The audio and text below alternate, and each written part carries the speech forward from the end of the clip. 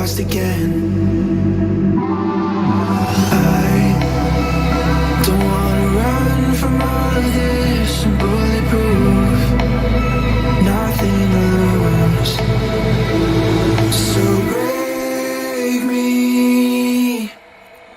If only I don't help me. I've been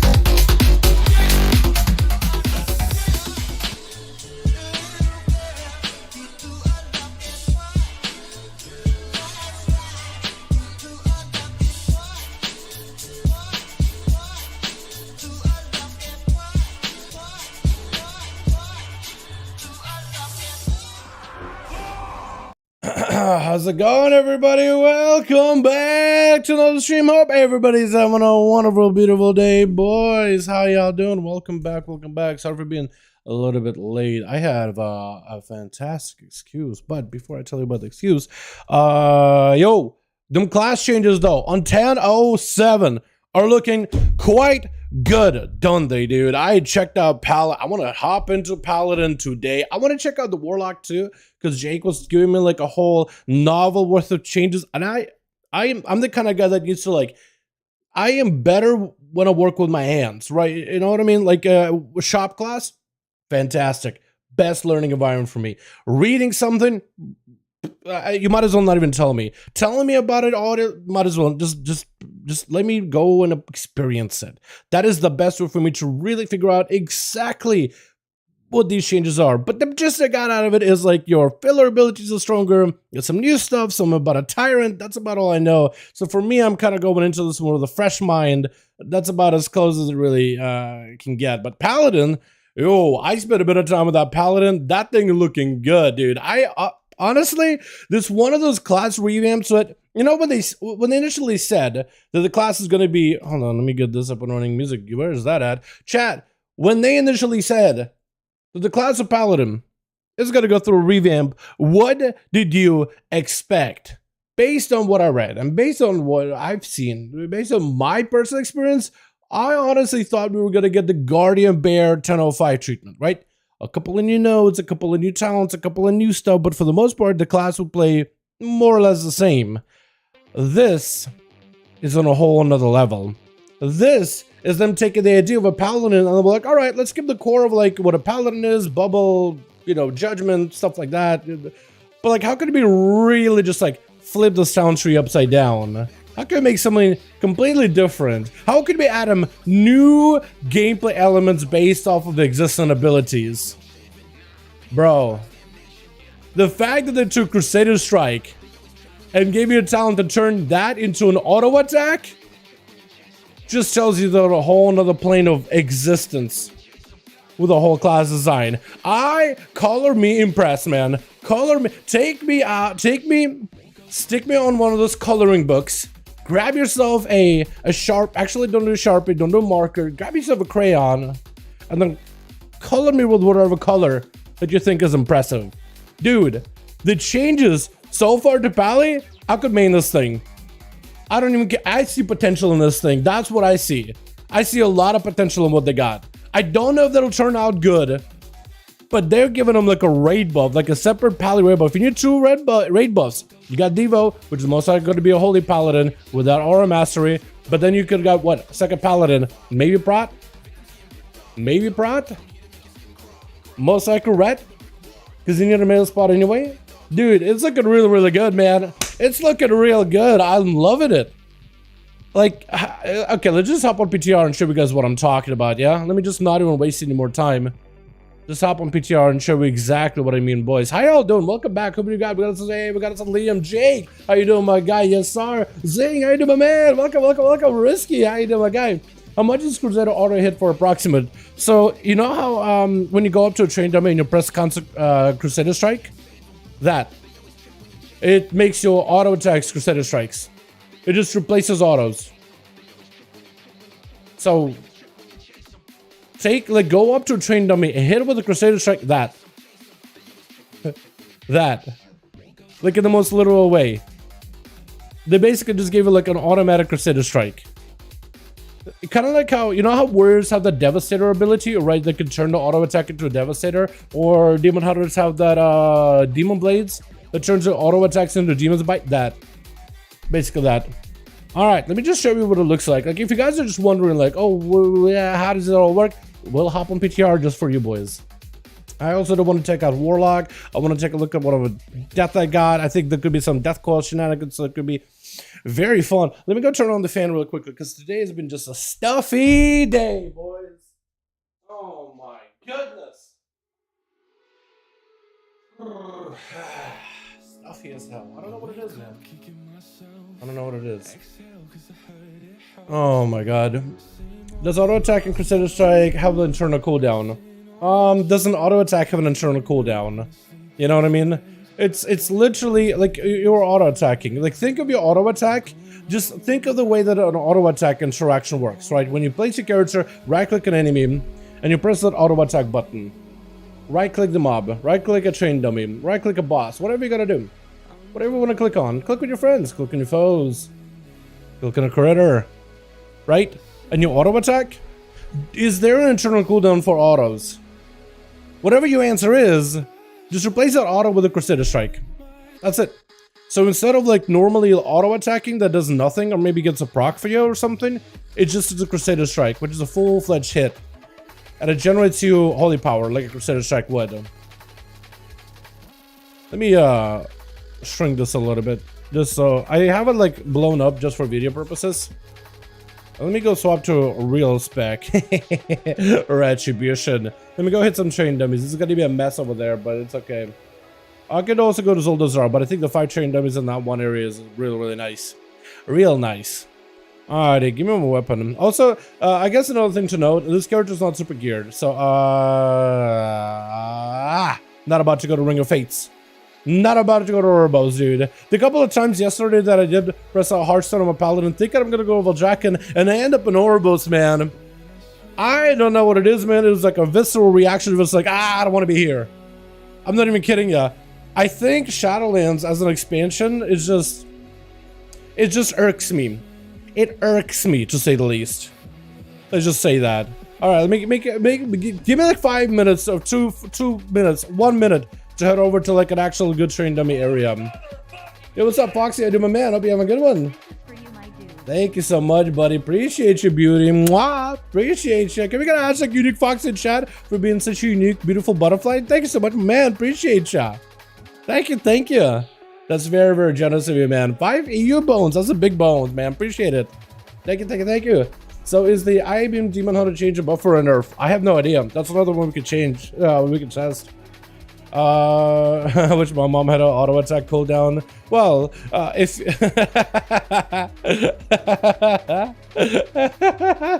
that's hilarious. I was about to say, well, if you if you just go to your kitchen at 4 in the morning and start screaming at the top of your lungs, your mom is gonna walk out into the kitchen and show you her auto attack cooldown. But then I read the rest of it. I realized what you were saying. Childhood, growing up, being disciplined by your parents, good times. Alrighty, let's go hit some train dummies. Oh my god. Paladin bonanza over here. Everywhere, anything from Lancelot to Toki to Baden to that guy to Clifford. There's paladins up for days, man. Every paladin in the world is just like, what, huge stuff? Hold on, I want to test it. Gibby. Can I turn this off? Beautiful. Alright, chat, so there's a lot to take a look at, man.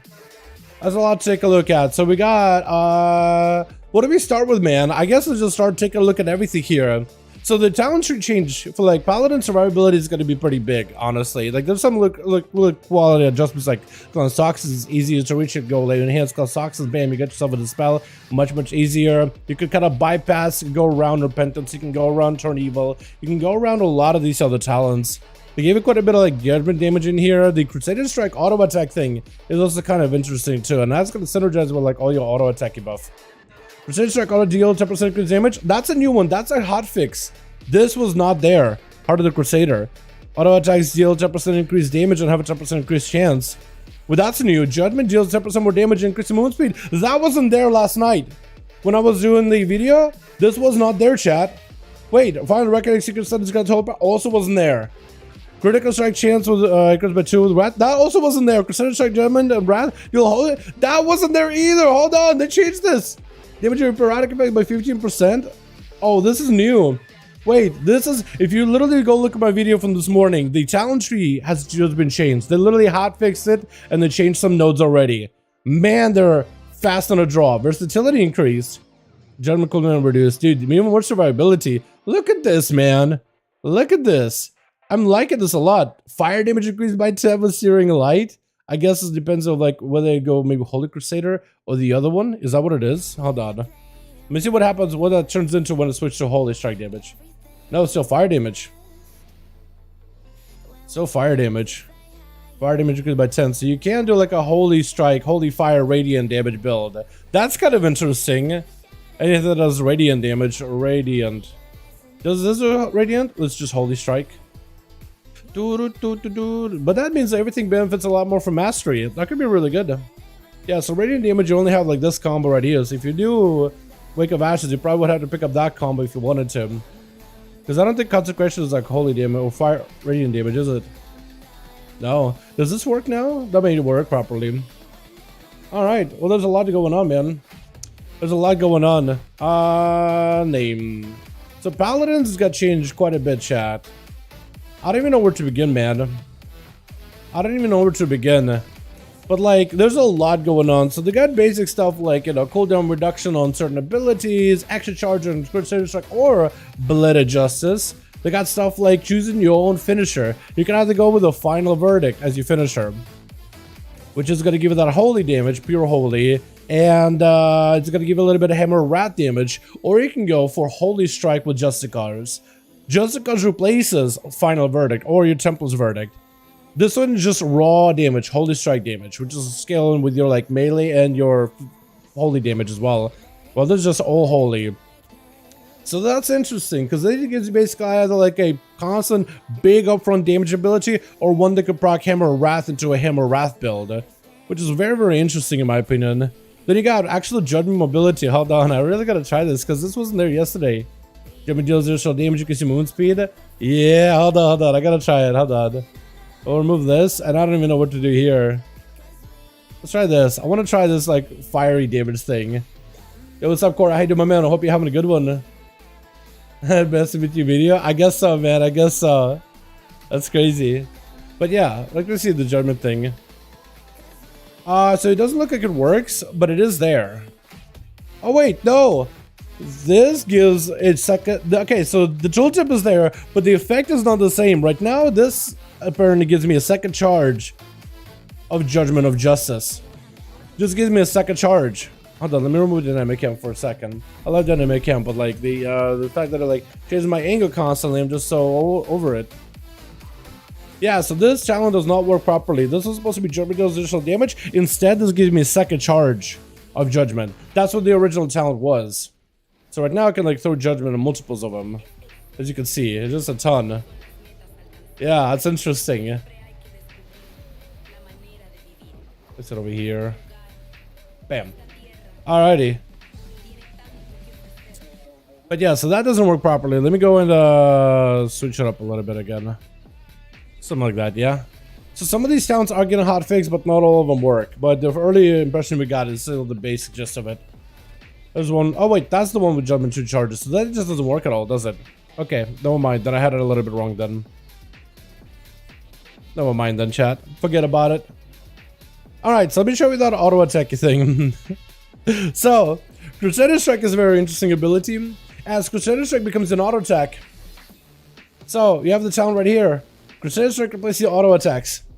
Let me go just auto attack a mob. As you can see, every time I hit it, it's a Crusader Strike. It's a 5k worth of hit. When you look at it, it's just literally Crusader Strikes the entire time. It does damage with a Crusader Strike. So if you're playing like this kind of auto attack build, it may not be a good idea to run like a double charge, because that's not a thing. Charges on auto attacks don't really work. So if you take a look over a charge, maybe like 2 hit or something like that. I don't think that's how it works. I don't think that's how it works at all. It's very consistent. It doesn't really crit all that often, but also based on I think off of my crit chance. But yeah. So what's good about this one is it constantly generates a holy power. So as you're like fighting stuff, you're constantly passively generating holy power every few seconds, and it's automatic. So that's real nice. And you can also play into other playstyles where you buff your auto attack damage or auto attack speed, for example. I imagine Ring of Melangis is going to directly impact this. And then there's also a Grim Totem Trinket that gives you extra auto attack speed. I mean, that's going to end up like helping out as well. What you can also do here is you can modify Crusader Strike to do a holy strike damage, so it's scaled with your mastery. So like your mastery will directly affect that damage of auto. So you can just go Giga Mastery as a Paladin. That's probably what you'll end up doing, honestly. What else? Crusader Strike can also hit nearby enemies for a portion of its damage, so it can cleave. I don't know if it can generate holy power every cleave though. That'd be kind of insane if it can. I don't think it can though. Let me try it. Yeah, so it'll cleave, as you can see. It's cleaving for a portion of the damage. It does a lot of damage. But, yeah. It does a portion of its damage, but it doesn't generate the bonus holy power. But the damage itself is pretty good, though. Because, like, somehow, like, between me using, like, Divine Storms, I'm doing about 20k, like, passively. It's pretty good. It's agility only down the trinket. Oh, is it really? The, you know what I'm talking about then, yeah? Yeah, control current. You're right, it is! But I wonder if there's like an auto attack trinket for like strength class then. I still feel like you will probably end up picking it up anyway. Like if you can get something to trade it to you, I think you probably will end up running it either way though. What kind of new elk hunter build? Nice! Hell yeah, my guy. Hell yeah. Let's see. Yo, what's up? Yo, a lot. What's up, Moto? Hey, my man. Hope you have a good one. how valuable do you think radius will be in keys? So, I mean, you're gonna have a lot of cleave. Like, first of all, your wings is gonna be down to a minute. You don't have Seraphim and wings overlap anymore, but having wings up like every minute will give you a little bit more freedom in terms of like how often you burst on targets. That doesn't mean like your overall like 2-minute cooldowns are going to be less effective because it's like a minute wings without Seraphim, but still it's really highly effective. I think you'll end up having a lot of good output with this either way. Like, as long as you tune it right. This gives you the flexibility, so every trash pack you should have a pretty big cooldown available. They may end up tuning it to you kind of like a BM hunter where you kind of do more sustained damage than burst, which may actually end up helping Retribution Paladin in that regard. Plus, you also have so much cleave, like we talked about the Crusader Strike, cleaving with less champion. We also have abilities like Blade of Justice with 2 charges. Blade of Justice can do fire damage, burning the enemy over time, and it can cleave as well. So you could have like a lot of cleaver playstyle to ya. We could have Judgment cleaving multiple targets as well. We also have this cool nifty thing with the Wake of Ashes where you can strike multiple targets in a row. Like, multi-part ability. Let me show you what that looks like. That will cleave. It even says like reduce damage beyond like like secondary targets. Look at what that looks like. It's like a triple like wombo combo. That's quite a lot of damage. It's separate like ability for every single one of them, and that everything cleaves. So overall, like with burst, 360 item level, like Azerman has been able to get like 2 consistent like 5 target 200k DPS or something. So like as long as they tune this thing properly, like I think it'll be in a good spot. I imagine at least. You are gonna generate a lot of holy power though with this spec, a ton of holy power. I mean, at my item level, which isn't all that impressive, we're doing okay. At least I think we're doing okay. But you can see, like, I go for a builder, spender, builder, spender, builder, spender. Because we just generate so many resources as a Pala. And I think that's going to help out this spec a ton. Being able to generate that many resources. I do think I should end up changing my build a little bit to go into more like that heavy auto attacky consecration stuff. You know, maybe like pick up the ability to... What am I thinking of?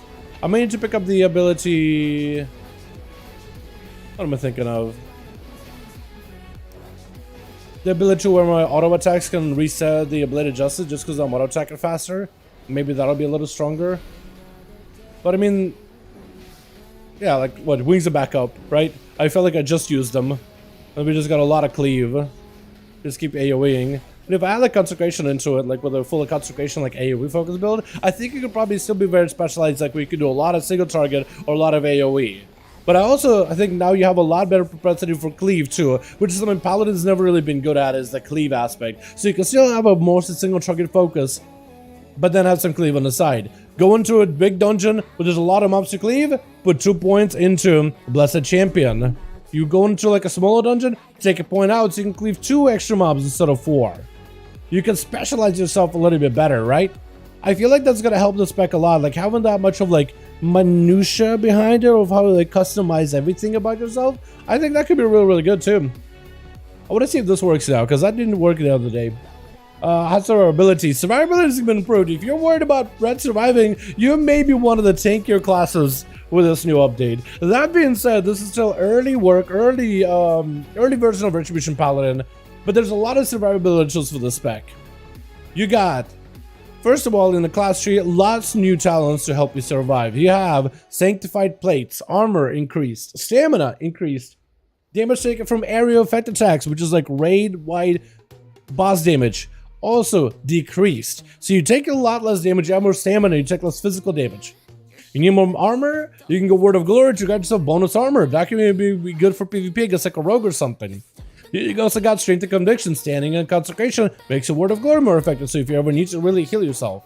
Then you have stuff like passively auto attacking with Crusader Strike, or using Crusader Strike as an ability, will heal you for portion of your health. So it's passive survivability, damage reduction, and like active ways to like defend yourself.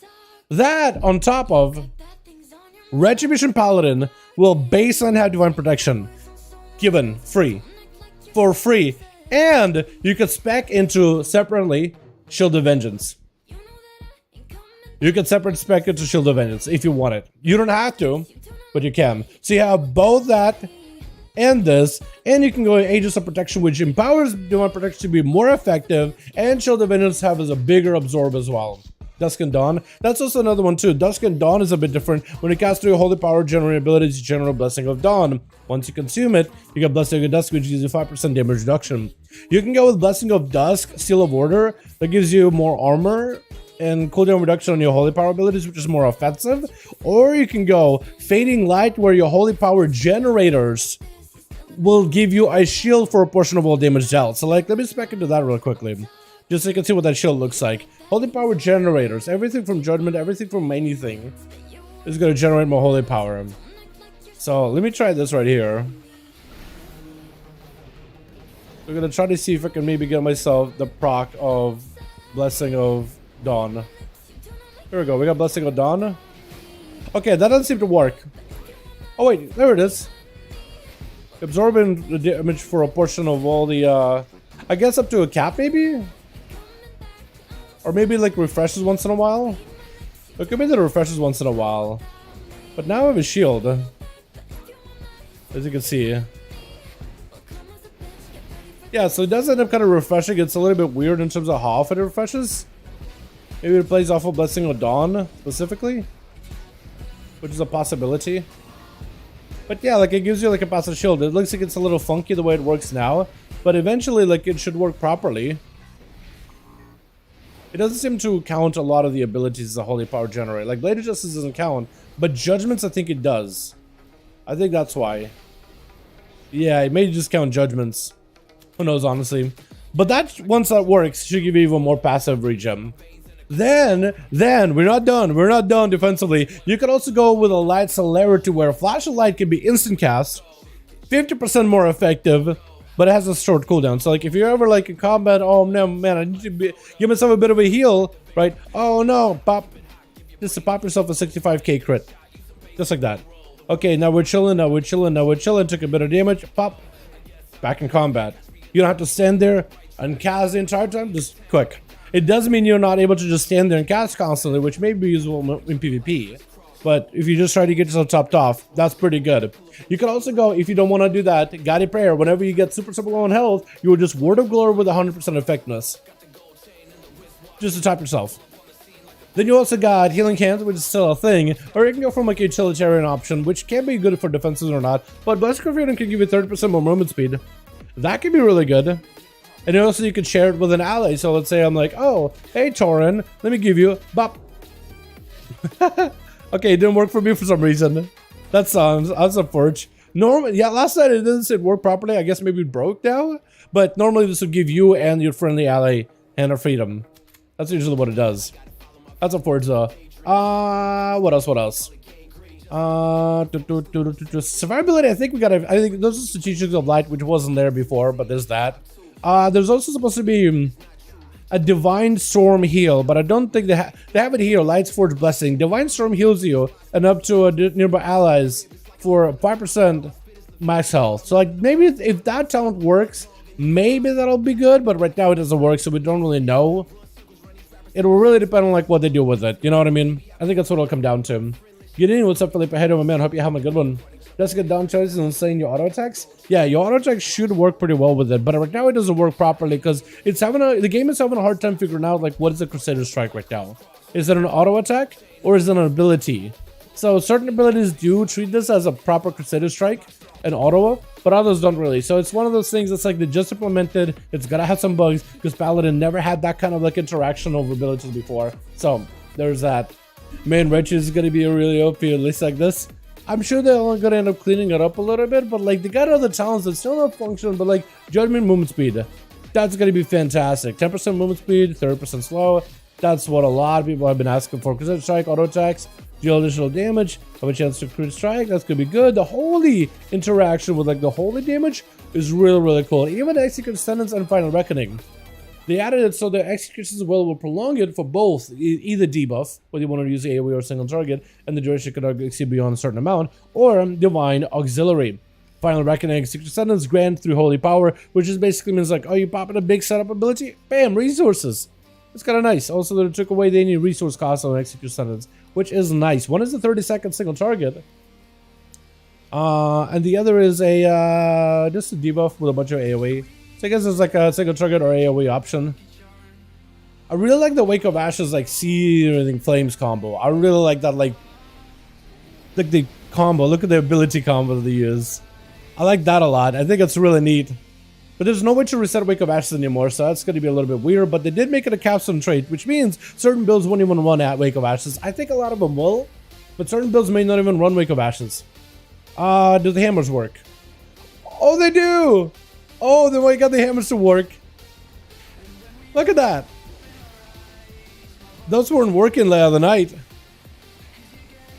That's cool. Do they do a lot of damage? They do a bit. In AoE.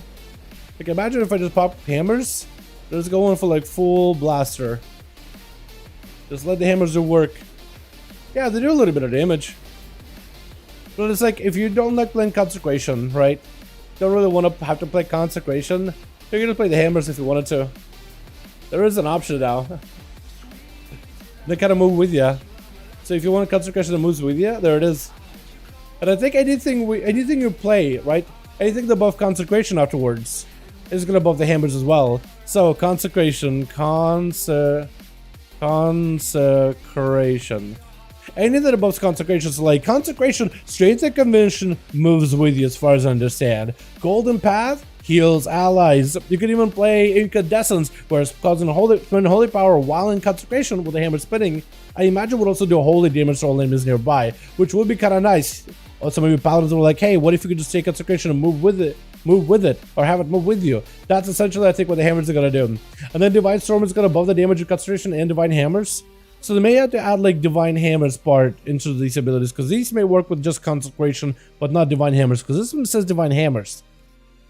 But I wonder like if all of them are gonna work, because this is just buffs Consecration radius, but does that work for Divine Hammers? And that's one of those things where I think you just gotta give them a little bit of time, because we're not quite sure. Does this, hold on, I guess we can do this. Does this work with Divine Hammers? Question mark? Because I guess they could be like, you know what, certain abilities are going to be Consecration only, and they'll like mention, oh hey, how you doing, Whoa. Hi. But yeah, we were getting a free execution sentence randomly when trying it out last night.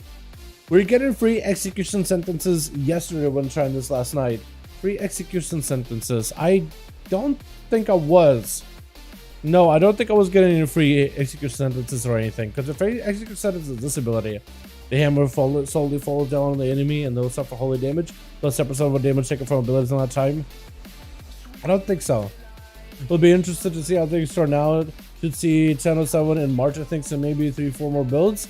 You think so? I mean, that'd be kind of nice if they did that. I want to try like a pure single target build here, chat. I want to try going pure single target. Let's go for the Consecration stuff. Let's actually back up out of this haste Rad Blade of Justice cooldown. I kind of like the Blade of Justice cooldown, but I want to try going into like, can't really pick up this Blade of Justice, can I? That's what I really wanted. Let's do Execution Sentence here. I never played with Execution as well, but I want to try it. And I'm gonna try Justicar's, man. Justicar's Vengeance. That could be fun. Let's also go into Blessing of Order, just because cooldown reduction on resources or finishers and stuff seems like a good idea. We don't really need a Judgment Cleave, so I guess I actually could Blade of Light. I could pick it up, actually. I think it's worth. I think we'll do it. I think I'll do it. Azurnum spawning hammers and talented into reckoning is really weird. Where are ya? Huh, okay. Interesting. So maybe a bug then, yeah? Seems like there may be a bug. Alright, boys.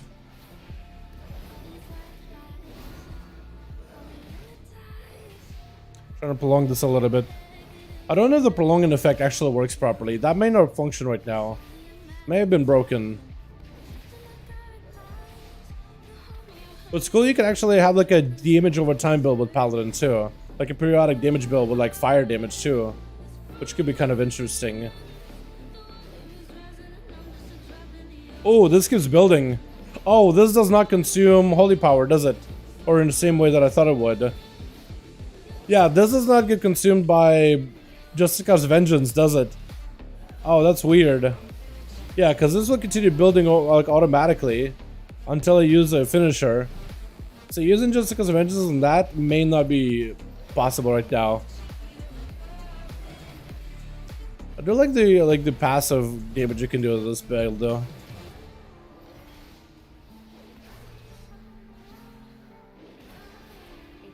Look, wings back up.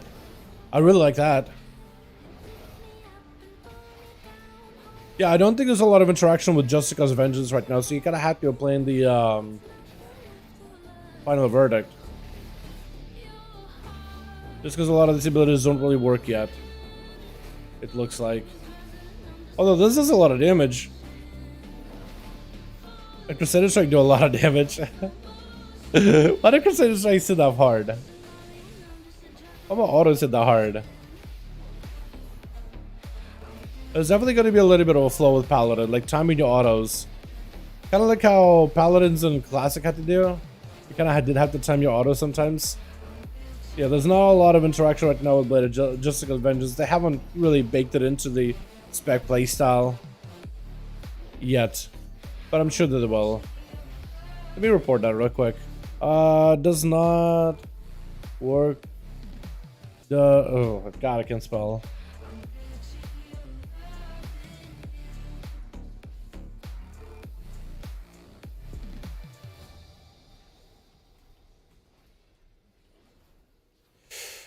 There's a lot of talents that maybe I should be more specific in terms of what works, what doesn't. Let's hop to this because that should have a bit more of an interactivity to it.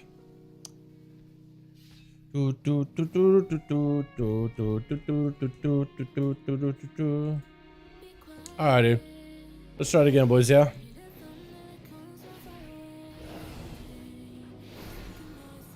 This should work a lot better this time, hopefully. Looks like it does extend it. It does extend it.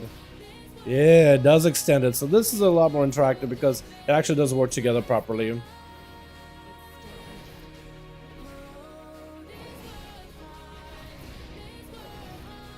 Yeah, Crusader Strikes do a lot. Oh my god. Look at that, man. They get it for quite a bit. I feel like it's a lot. But this gives you Paladins a lot more sustain than I had before, which is good. And you have a 30-second CD on execution, so you can use that in between of wings. Or should you try to use it in between the wings?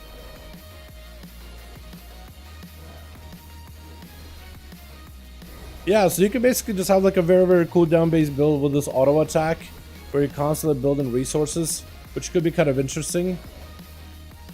Definitely gives you like a different flow. I think it'll be the talent that a lot of people will end up playing though. Could be wrong, but I think that'll be the popular talent. Having 2 charges on Blade of Justice, by the way, is also kind of nice. Because you can get a proc of Blade of Justice and you can still bank one. That is very, very nice. Sometimes you're like, oh, okay, well, I guess I'm gonna use it immediately, but now I can like bank for it. Gives you a little bit more of that freedom. That's what I really, really like seeing. Is like that just like changes the gameplay like that. Death Knight's like, yeah, even Death Knight's an actual charge and kill a machine is another one that was like, you know what? I feel like that's not super exciting for many, but that's a pretty big one if you're trying to maximize DPS. That one has a lot of potential. Yeah, so that's good. Hey, Dal, you got some changes? Yeah, it's like nerfs, I think, but we'll see. Is it retail details? I'm just using the normal details. I'm using the details, the good details, the only good details. Dal, can you run over the talents for me? Felman, how you doing, my guy? Big good, lots good, big auto. You got what? You got choices like double. You could get a second charge of Blade Justice instead of a second charge of Crusader Strike. You can go for like shorter cooldowns on certain abilities, which is kind of good. You can have a finish as a Final Verdict, which has holy damage and lets you use Hammer of Wrath. Or just go Jessica's Vengeance, which just does upfront a ton of damage. Doesn't really work super well yet. You have Judgment that can give you an extra charge, or just general holy power, kind of nice. Auto attacks, your Crusader Strikes can become auto attacks. Or just have a bunch of hammer spinning, multiple charges and stuff. Crusader Strikes can cleave. Blade of Justice can burn targets guaranteed, and can cleave things. Judgment can cleave things. You can turn concentration to just floating hammers. Wake of Ashes is a cool, like, anime-ass, like, samurai-esque combo of, like, triple hits. It's really cool as hell. And there's a lot more defensive stuff. That's essentially a quick rundown. Definitely check out my video from this morning, which goes more into like the in-depth of everything that's new here. And there is some new stuff they've added this morning's build of PTR, that's a little bit different than what I had in my video, but the gist is still the same.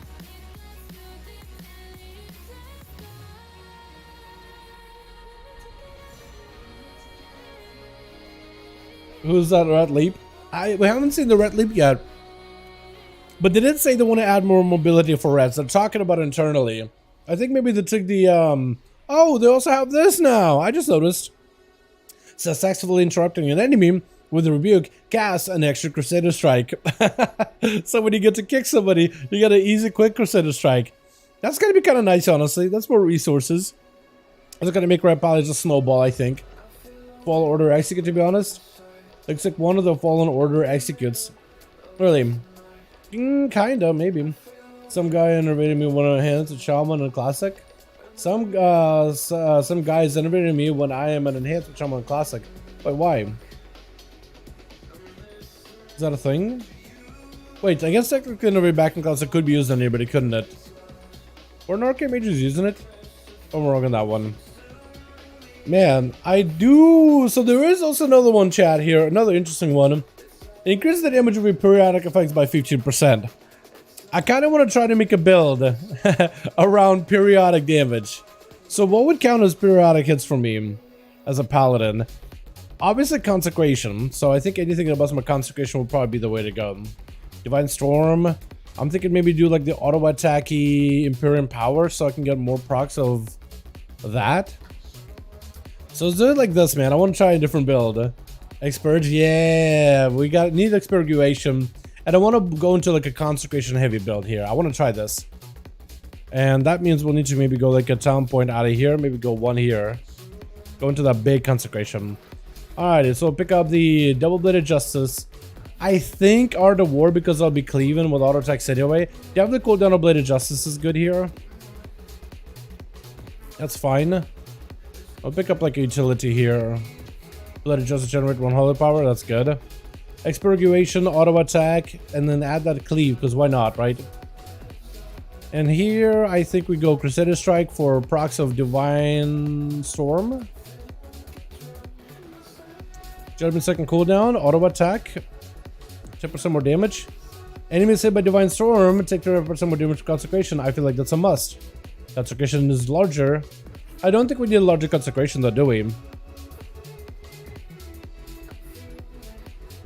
I think we do like that. And then we definitely want to go on right hand side. Increase periodic damage. Fire damage. Bladed Justice does fire damage. Fire damage. Fire damage. And I guess we can go this because it's more radiant damage. And what do I run here? Last one. Final Reckoning? That's all holy damage. Nothing's really radiant damage, is it? Let's pick up maybe like... Do I go Bladed Justice Consecration? I think I do. I think that's the build we go for. So this is like a fire periodic damage build with like AoE. I want to try this. I want to see if this does any damage though. Fat Execution for Fat Secretary Kick W. I want to try this, man. I want to try this build. Alright, so we have... this could be weird. I kind of want to do Divine Resonance so we can get more resources. And I kind of want to maybe swap out one more talent for down here just because cooldown reduction is good. I can't do that. I can do this though and pick up Dusk and Dawn so I get more cooldown reduction on my builders. Alrighty, let's try this. So this is like a periodic damage build. We don't place Consecration on ourselves. We just want to place Bladed Justice whenever we can. Alright, let's try it, man. Let's try it. Oh, this could be kind of cool. This could be wacky. It's gotta be wacky. But it could be kind of cool. Bladed Justice, maybe Consecration. Definitely want to go big AoE. And I gotta Bladed Justice this as often as I can. Can I get a proc? Please, Bladed Justice Consecration. I think I got a Consecration there. Not sure if I did. Does it not work? It may not work properly. It may not properly work, chat. I may actually maintain Consecration myself. No, it does drop. It's just inconsistent.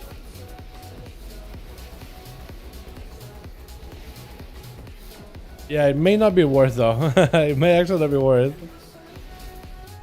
Maybe worth just like going for. Yeah, I think I may just need to remove this town right here. Because random procs, I don't think it's doing anything for me. But that means I have a town point to spend into. I can do Crusader Strike. Maybe that'll give me like more procs with Art of War. Let's try that. Let's try that. And I want to just be able to place Consecration myself and like maintain it. But Expurgation dot, dude, look at that thing. My goodness. You're a dot class from now on. Alrighty. Let's get our dots in here. I don't want a Consecration whenever it's available. Oh, Consecration is not even up constantly, is it? 20-second cooldown. Oh, okay, interesting. So Consecration uptime is actually going to be lower in general too, huh? Weird. Okay, I did not expect that. I guess I just don't want you to be maintaining Consecration constantly, which I guess makes sense to that degree. So maybe random procs of Bladed Justice Consecration, maybe the play. But that or just going for periodic like hammer damage. And maybe a little stronger.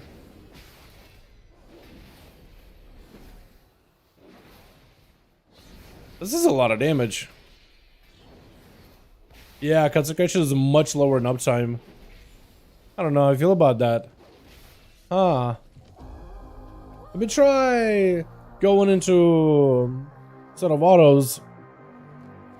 Maybe I'll do instead of this because the autos are good. Let me try going into the hammer. Because some of these towns maybe actually be a lot worse now. Because if Consecration doesn't really proc often, or you can maintain all the time, Incandescence is going to be naturally worse. So it may not be worth running it then. Yeah, okay, that's interesting.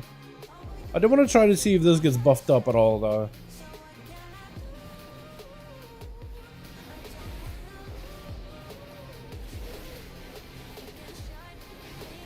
I want to try if these hammers do anything.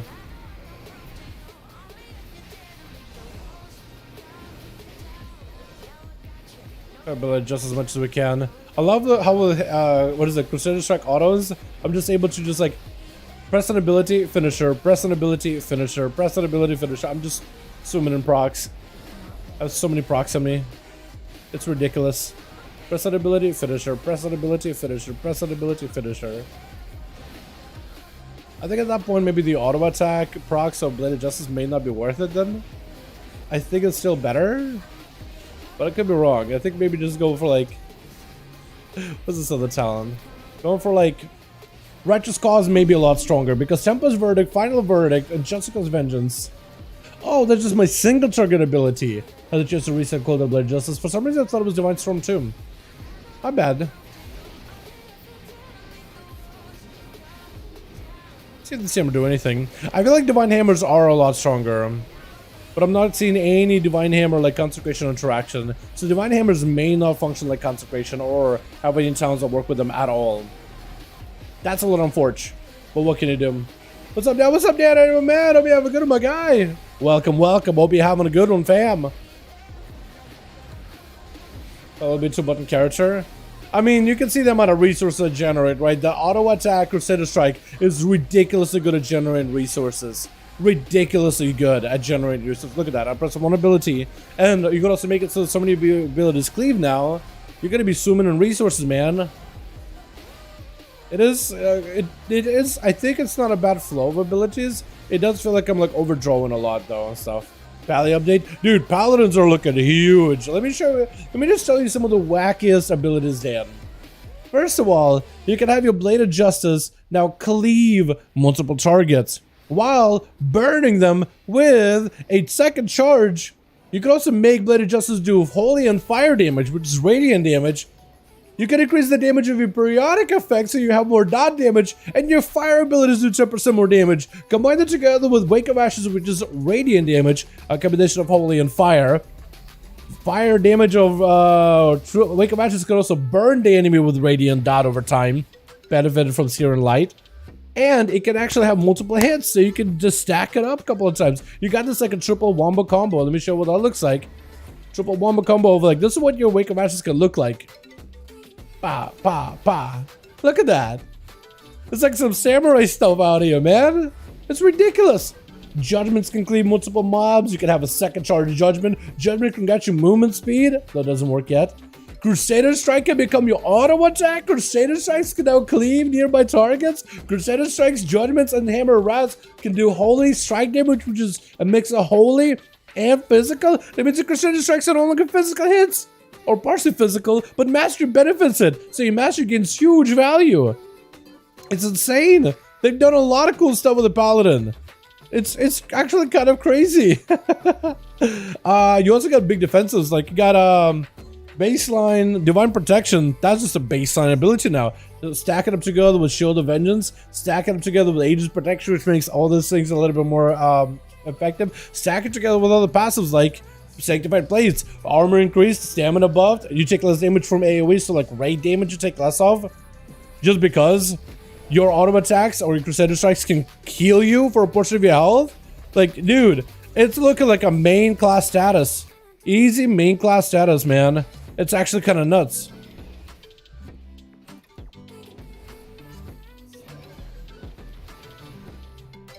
God, used to be the 4-button. Now it's gonna be 2-button. I don't know, man. We'll see what about a regret. It's definitely still a work in progress, but it's looking really good, man. I maybe it's like me calling too early, but this looks impressive. I am actually super impressed with this class. I think it looks fantastic. I'm a big fan. Big fan, man. The palette, yeah, it looks great, man. It actually looks so good. Why does it remind me of your Inferno with Berserk? It kind of does, doesn't it? How you doing, my chicks? Hope you're having a good one. Hey, what is the weapon visual? So that's the 2100 enchant. It's not in the game right now, but it looks like it's getting added in 1007. I think they were trying to like make a good one, and they took a little bit of time working on it. And they took a lot of feedback. Like people wanted an enchant that really covers the weapon and looks unique. So they were like, all right, we'll give like a wind lightning kind of combo, because it doesn't look like any other enchant at all. I feel like it fits pretty good on the on the Ashbringer. Sad face. This is PTR. It is PTR. Try a range build. I have not tried a range build. So what would be the range build, Devon? Like, what talents am I looking at? Or do you have like a screenshot for me to like work off of? Because you can go for like a very ranged paladin build, can't you? I think you would have to go into that physical damage deal is increased by 20%. Huh? I'm sorry, what? You can go physical damage build too? I'm sorry, what? Huh? What? That's new. That wasn't there yesterday. That's a capstone. 20% more physical damage. Who would have known? Let's give it a go. All right, let's see if we can make a physical build. I think you have to go into that final verdict, heavy into a Hammer Wrath build. Yeah, you have to go Hammer Wrath, I guess. All right, range damage is our motto here. So we do that through, I think we're gonna go Judgment Crusader Strike, Light of Justice, because you can do a ranged Crusader Strike too. But I think you want to do maybe double blade. I think maybe double blade. You go final verdict. Here I think you go for improved Blade of Justice, and then I think you go for Righteous Cause because it's more of a single target thing. I guess we'll go like Unbound. So range. Final verdict of Blade of Justice deal additional damage. Range of final verdict of Blade of Justice increased by 20. So we can go range build here. Entirely ranged. We could pick up a second shard of Judgment if we wanted to. I think it's better. And then what do we pick up, like hammers? I don't really know. Is that part of the range build? I think the dot is good. I think Divine is fine. And I guess I'm thinking you'll Blade of Vengeance. Or maybe we can go like Empyrean. Yeah, Empyrean. I don't even know what to pick here. Do we do hammers? Autos? So there's an auto thing you could do, by the way, with like a little bit of range. Is it like this? But we just did like stuff, right? Yeah. Let's go hammer stuff, physical damage, holy strike damage. I think with the Holy Strike here.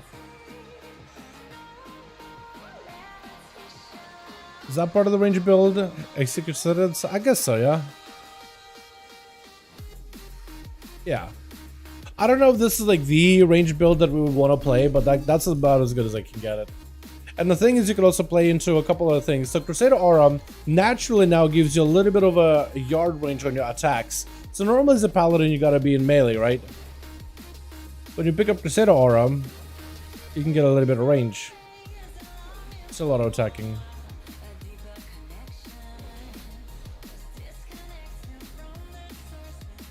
So this is about the distance where we can attack things from. You also pick up the talents like Crusader Reprieve, so your auto attacks and Crusader Strikes get 3 yard more range. So I think altogether we got like a little bit extra. All in all. So a little bit of range here, chat. That's totally melee, right?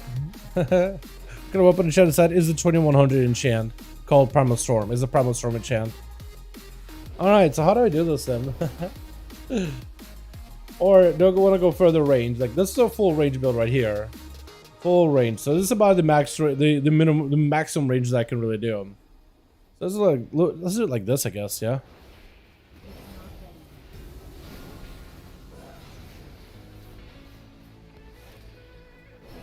Yeah. So you could do like full range Paladin. Plenty of hammers.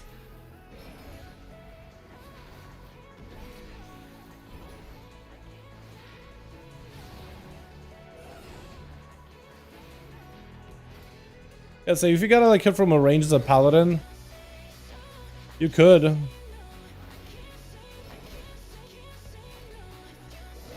Like if you can't reach the mob.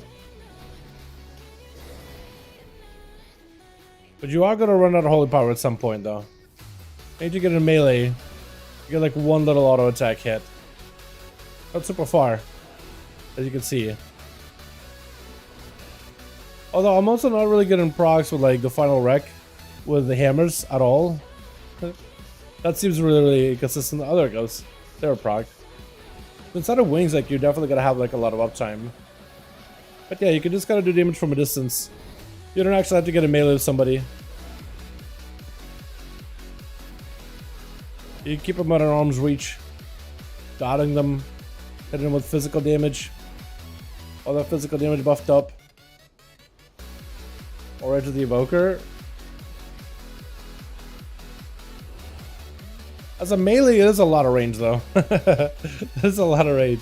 Like you are missing out on your auto attacks, to be fair, right? And when those wacky as this build is, you are missing out on your autos completely. So you are gonna want to be in melee. You are gonna want to like be present, be fighting stuff. You're not literally just gonna want to be full range, but like, can you be ranged? If they can't, if you gotta get away from an enemy, can you get away and do some damage? Yes. So like a survival hunter, you'll still want to be melee, but you can have some partial like range to you, which is I think gonna help out the Paladin because the auto attacks is generally not that strong. Though with how strong Crusader Strike is now as an auto, that may not be the case. I feel like if you're gonna go that build, you definitely don't want to go auto attack Crusader Strike. You're probably maybe do like, I don't know, auto attacks, Crusader Strikes deal more damage. Maybe. But you definitely won't go like, maybe a Blessed Hammer. Maybe you could go Blessed Hammer just so you can constantly generate resources from so far away. But I'm down with Strict Willow. I just wanted to show you guys here. What's up, Owen? How you doing, man? Hope you have a good one. How you doing, buddy? But yeah, this is the Range Paladin chat. This is, I don't know if that's the best build, but that's like what I was able to throw together.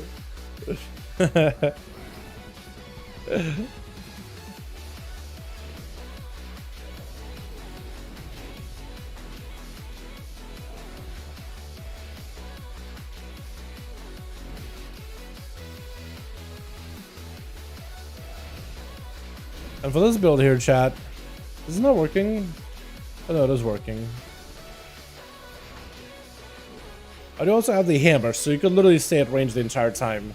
So if you really need holy power, you can just have this hammer spin, and eventually maybe they'll reach your target, but like, they're mostly there for holy power generation.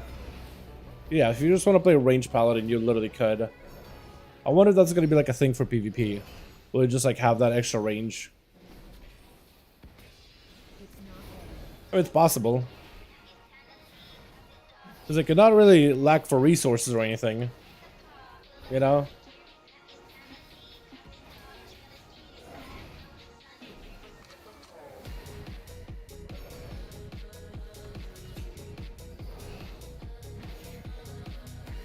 The damage, of course, is going to suffer because you don't have the autos. But you can kind of bypass autos in a way.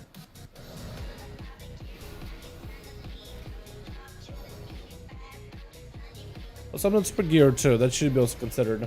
Range will be OP in PvP. Oh, for sure. For sure. Because you don't need to, like, you can always stay at range while doing majority of attacks, majority of abilities. Like, most of your base abilities will actually be able to get the full value. Yo, damn, my man! I know, my guy! Yo, 17 months, that's a long time, my guy. Yo, can we get ass like that, the man?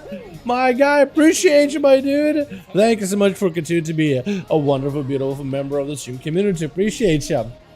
Could you invite Malak that could use your details? Sure. Yeah, okay. LU error. It might went through, I think. Okay, I tossed the invite. I don't know if it worked or not. My God.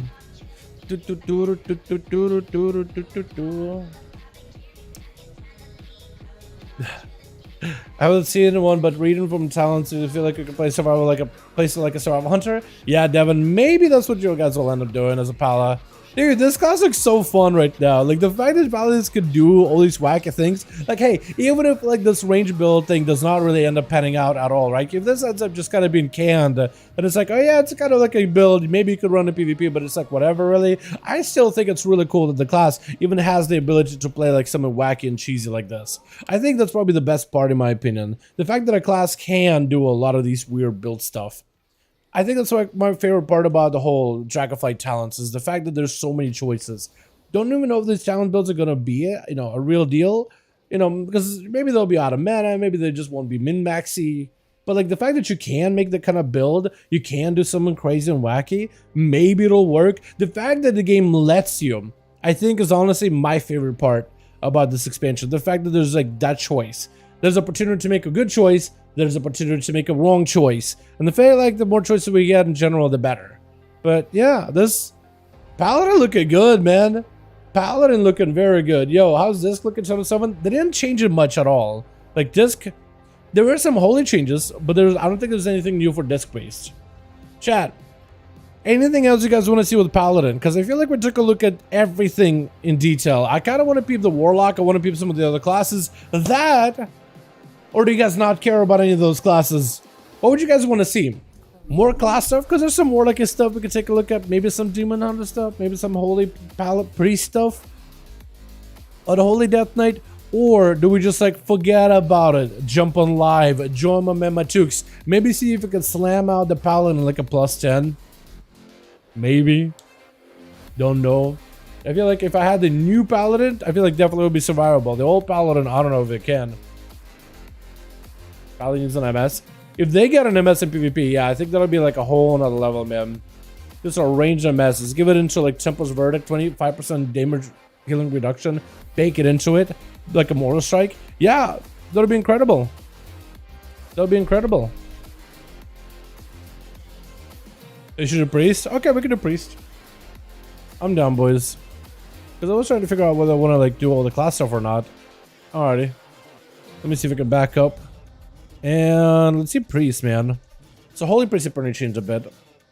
I don't know exactly what changed. I just know they get new stuff. I think they buff like Lightwell by 40% or something like that. So let me peep that really quickly. I think it's a Lightwell buff. Wow, head. And then we got some Warlock stuff. Yeah, the Warlock actually has a lot of changes. So maybe we should...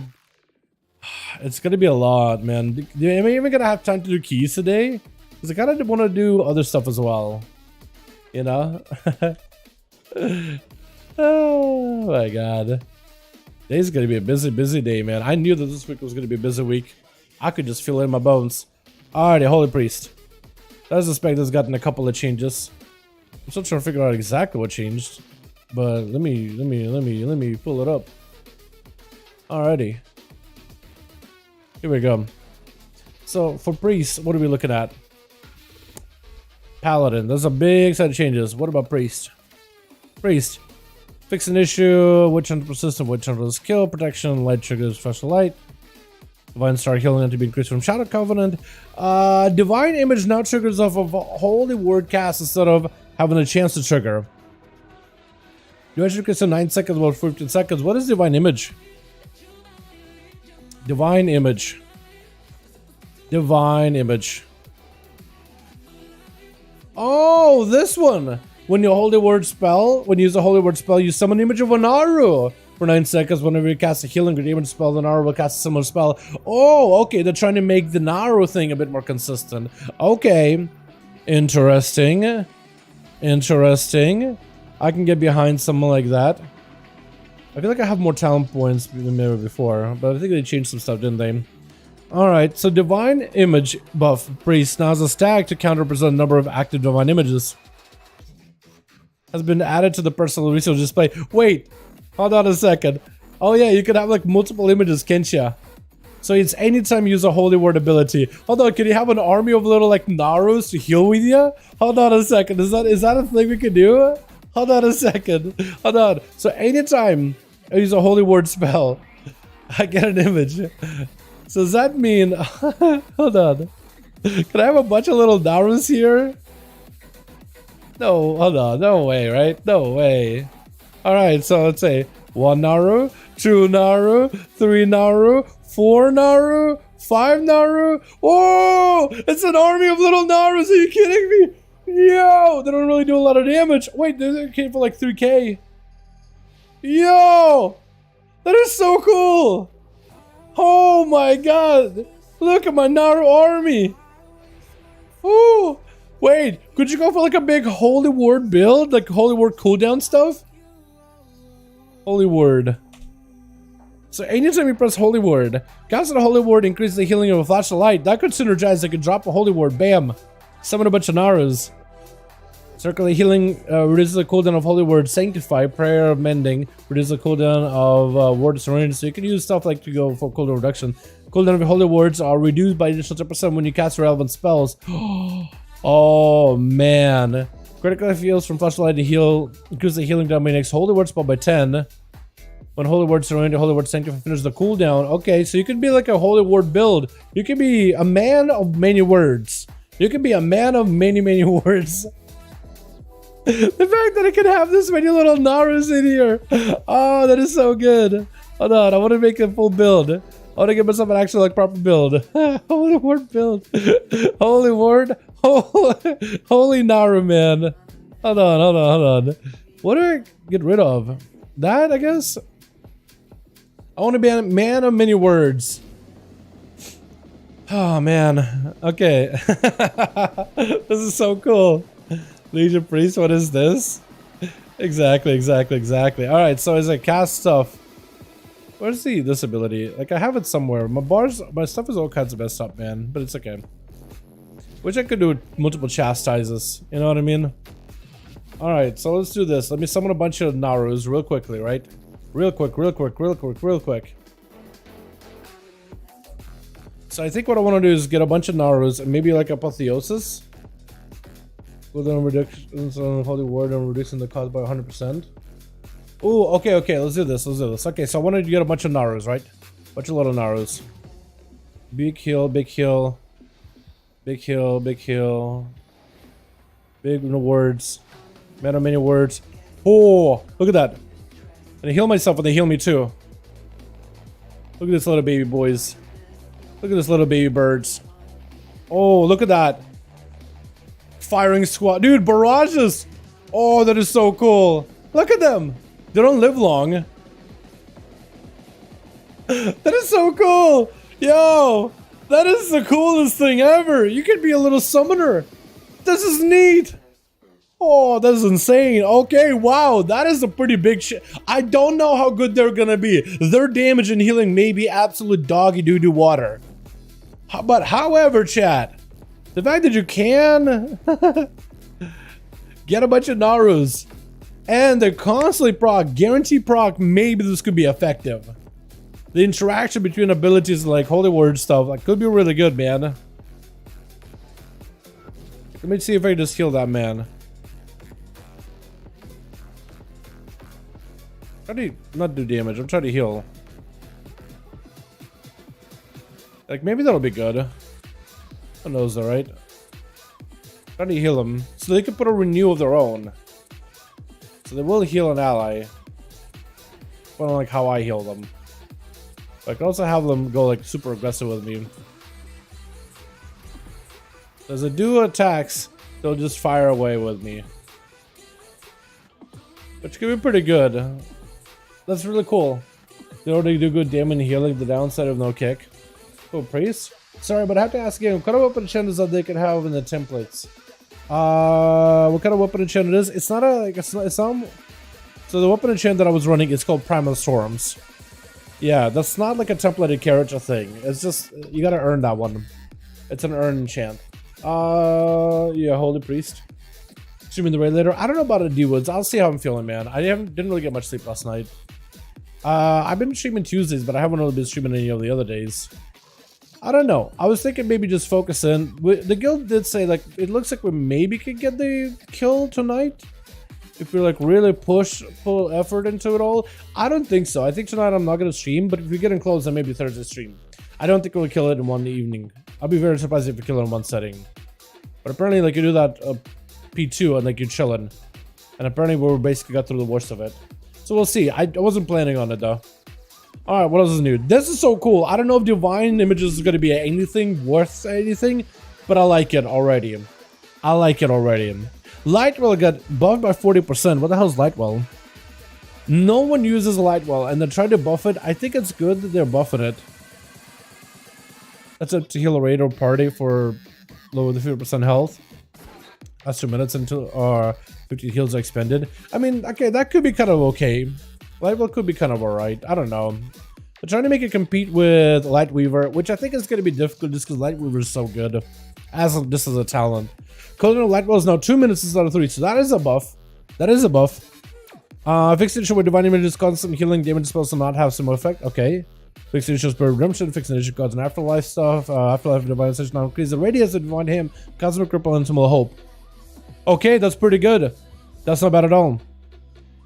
That's really about all that they have for Priest. And then there's the Warlock stuff. A bunch of changes, man. There's a lot going on. Oh my god. There's so much. Yo, Shane, my man! How you doing, my guy? Thank you so much. You're coming to hashtag Shane in chat. Showing our appreciation with a wonderful dono. My man, appreciate ya. Thank you so much, my guy. Hell yeah. Turned it back into always how it was in MOP or a Kata.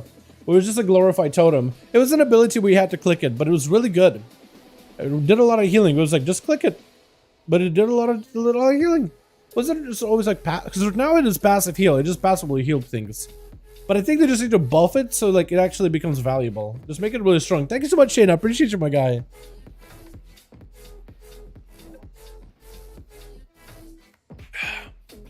I think the way to look at that ability is like, oh, it's just a convenient heal. You put it down and it just automatically heals people. But like they're trying to compare it together against that one Holy Priest legendary from Shadowlands that became a talent. But they made it even easier to manage. And it's like, I don't know how you guys are going to be able to do that. You gotta make it good. You can't think of it, oh, it's a convenient, easy talent. Nah, people are just gonna take whatever's like most impactful. And if it's not impactful, they're not gonna take it. You gotta make it impactful. Do we do Warlock chat? Because the priest, that's basically it. It's really the Divine Images stuff. That's really what most of the buff is. And that's gonna be also a lot of bug fixes. That's really about it though. Do we do Warlock chat or really hop on live? What do you guys think?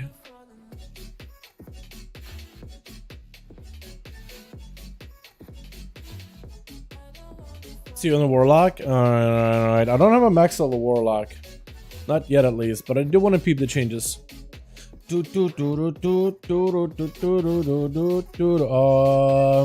don't have a proper Warlock, do I? Now, is this character stuck? It may be. I'll try it. It'll probably DC me, but it's okay.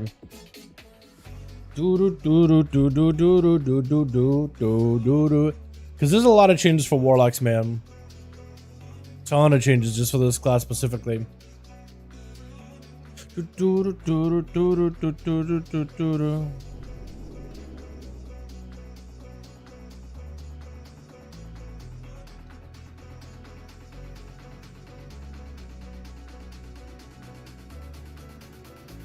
Is this gonna work? Because this wasn't working last time. It would just see me. Certain order halls, I guess, were broken the other week, but maybe they fixed them. It was almost like the instances just weren't in the files. So in the game, like, I was having a very, very hard time getting my characters in there. It was like instance not available type of deal. And I guess it just had me stuck on the screen for a bit. I'm hoping it fixes itself.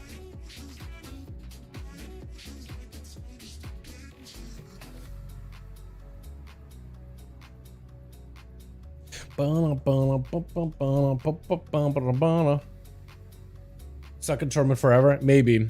I do have an actual warlock that I could copy over though, but I'll need to like close down PTR, I guess, completely. When the full scope of the talent builds can go. Can use mine if you wanted a full scope. So I think for me it's better like to explore these talents, kind of like starting like at my own pace. I definitely do want to check out some builds, but I want to kind of take it because I haven't. This will be my first time really taking a look at these talents like in game, exploring them for myself for the first time. So I haven't had any previous like. I haven't got to play around with them that much. I spent very limited time on PTR last night. I mostly spent it focusing on the Paladin alone, just so I could like wrap my head around like everything the class is going to be able to do. There's a login screen issue going on right now. So this isn't live. If you're talking about like a live issue, this is just some PTR, Foxy. This is like a PTR specific thing. Like the zone for Warlock Order Hall doesn't really load well. I give it like a minute, and otherwise I'm just going to close it. Unless you're in a PTR, there's a login issue right now. Well, let me do that. Let me,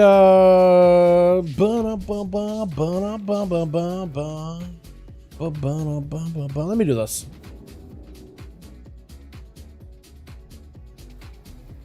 Okay. I think the game is trying to get me in there. I give it another minute. What I'll do is I'll probably close this. Like first close it, and I'll just copy another warlock that's already in Valdraken, and that'll make it much easier for me to like test anything new I have, you know. Jake, do you need me to send you like my? I was gonna say send me my details, but I don't know how, if I can send you my details like that through Discord. I don't know. For some reason I was gonna recommend that. But does your Discord doesn't work on PTR? Because it said something earlier about like using my Discord to test something, or Discord details to test something. Because I can maybe I can look at like what version I'm using or something. Hey guys, need to make a new character. I need to do all the Shadowlands quests? No, use a 60 boost and straight to Dragonflight. I use 60 boost. Don't need to do I need to do all the quests in Shadowlands. No, you don't. So one of the advantages of WoW, like once you hit a certain threshold for levels, you basically have like the next expansion open to you. The game doesn't really try to like tie you to an older expansion for you to complete that whole storyline, that whole concept for you to advance to the next storyline. All you have to do is hit the required level to advance to the next storyline. So absolutely, don't worry about Shadowlands at all. Go on, journey into Dragonflight, have fun, enjoy yourself. If you hit like max level and you're like, you know what, I do want to go explore all the expansions, maybe get some of the gear to like transmogrify into, so you can make the appearances of like older expansions take the appearances of your current items or whatever, right? Maybe you want to explore, get some mounts from those expansions, or re-experience those expansions and some of those features that you could always go back to. They'll always be there for you if you want to later, but right now I would just recommend. Okay, it's busted. Busted. All right, we'll just go again. We'll just open it back up. I would just go to Dragonflight stuff. Don't worry about all the expansion stuff. Just enjoy what's in front of you, my guy. Enjoy the Dragon Isles. Have some fun with it. Ride a dragon and have a good time, my man. That's all I can recommend. We'll just copy your character chat just so we can take a look at this Warlock stuff. Amazing answer. Thanks. No problem, my guy. You can always go back to Shadowlands stuff at a later time. It should be like... Yeah, you shouldn't have any issues whatsoever. Oh, is PTR not working? Unique Foxy, when he said login issue, do you mean for PTR? Oh no, is this what is everybody on PTR? Is that what's happening? No, dude. Oh, okay, we fixed it. It was a second where we had to load for a bit. I needed my Warlock. Chat, where's my level 62 Warlock? There he is. Dal Beans. Character's straight up beans, dude.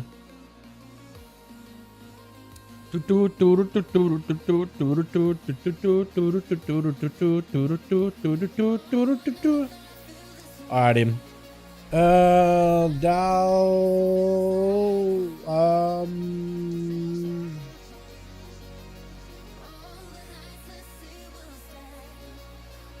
Wow, what a cool new name. What a cool new original name. Lock. Oh. Wow. Okay. I'm gonna stop that. Got a question. Hit me with a JT. Any questions you guys got? I'm here for it. So Warlock always look the best. They don't look terrible. Like, I don't know. I like a Nightborn Warlock the best, I think. Like, Elfie Warlock, I think are pretty cool looking. Human Warlocks are not bad either. This is the Troll one. I feel like they're just too stiff. Like, they're just always like... You either got like the trolls that are like the male trolls that are like hunched over, or like the female trolls that are just like constantly like this. Oh, Absody, my man, thanks so much for becoming a member. I appreciate you, my guy. Can we get like Absody chat? My guy, you beauty. Thank you so much. Mwah! Appreciate you, my man. Thank you. That's very, very kind and generous of you. Thank you. Good question. Is it better to go with a Holy Healer or Red Shaman, Restoration Shaman? Either one. Honestly, play whichever one you like. If you want the one that's more meta, I think right now Paladin is slightly ahead. I would do Paladin just in preparation for the 1007 stuff. I feel like you'll have a lot of fun with Paladin. Actually, hold on. So if you want a range caster, Restoration is a lot better in general. If you ever look to play DPS, I feel like the Elemental and Enhancement Shamans are very strong DPS choices. Paladin is a tank potentially if you want to play tank at some point in the future are awesome. Retribution is kind of hit or miss. They're good, but you got to make sure you got the best gear you got in order to like really pull off competitive stuff. But they can be good. They can definitely be good. Holy Paladin is one of those healers that I've seen you either have like really good ones or not good ones. So that one is going to be a little bit more effort in order to get used to how to play one. I've seen some people struggle with it. But it's definitely a bit more of a skill cap, I think, than Shaman. Shaman, I think, is a little bit easier. So there are some choices you got. Whether you want to play something easier, something harder, something whatever. Yeah, there's some choices. Alrighty, some of the Warlock changes here. So let's first go over like all the classic talents here. Summon Soulkeeper damage is increased by 100%, so they buffed that guy quite a bit, huh? Summon Soulkeeper can only be used if you have a Soulkeeper already active, so you can just like overlap him. Inquisitor's gaze damage increased by 270%, so they're buffing all these back up. Gore Feature's off has been removed from class 2. Desperate Pact has been removed from class 3. Great Advantage has been removed from class 3. Alright, new talent of Sargerai Technique, is that it? Incinerate damage increased by 5%. So this just buffs the damage of your filler abilities. Have been added to the class tree in the Lifeblood's old location. So they changed Lifeblood a little bit, didn't they? New talent Circle Card's Guile. Also buffs the damage of a dot, I guess. The main primary dot of your ability of your class. Interesting. Oh, fear ends, the target is slowed, or fear causes the target to tremble in place. Interesting. Okay. You have the curses. Well done, fell Dom. Banish, you no longer have the empowered banish, just kind of leads into Lifeblood. Okay. That's a little bit easier to pick up, I think. Interesting. What else is new? Lifeblood 2 to Nightmare Purification. Accurate Vitality is moved to Transport Purification. New talent Horrify. When you fear. Okay, so you could either go Horrify or you could go Nightmare. Cool. That's going to be pretty useful. Horrify has been added to class 3 development. We're adjusting the tuning of the Inquisitor's Gaze and Summon Soulkeeper once more so they're more attractive and exciting capstone options for players in the path towards as they descend the class tree. In addition, we're removing some of the defensive talents that felt a bit niche and replacing them with the basic throughput talents. Cool. I think basic throughput talents are very good. I think they're generally very good. What do I have that's like too many talents? I think I have way too many of these things. Maybe not.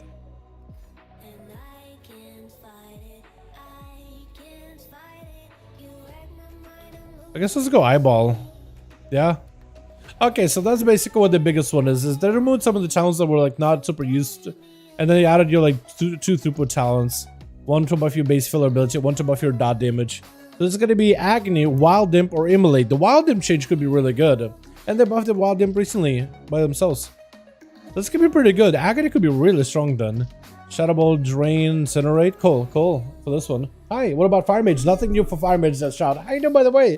Right, getting boss and Paladins, dude. They're looking good. Release Kraken. So the stream has a DVR, so if you want to go back where we took a look at some of the Paladin stuff earlier, you definitely can. But Paladins are looking good, man. They got auto attack, Crusader Strikes. Everything can now cleave. You got a dot-based build now. It's looking real good. PvP, Marissa Shaman heal 954k per match. Yeah, Rest of Shaman's gonna be pretty good. I think Paladin's a little bit better at PvP just because they're just, you know, super aggressive. Melee Paladin just really strong. But Shamans can do well. They're just not as popular. Dude, I was gonna be overpowered and then nerfed to the ground. They're gonna get overpowered? Probably. I could see it. Some classes do tend to be that way. And Destruction. What is new for Destrom? Burnt to Ashes stacks up to 6 times now. Hold on a second. Hold on a second. Let's go stack up to 6 times, huh? 4 times. It says, except here it's supposed to 6 times. Mayhem's not tracked on a personal resource bar. Interesting. Interesting. So if we just go Mayhem here.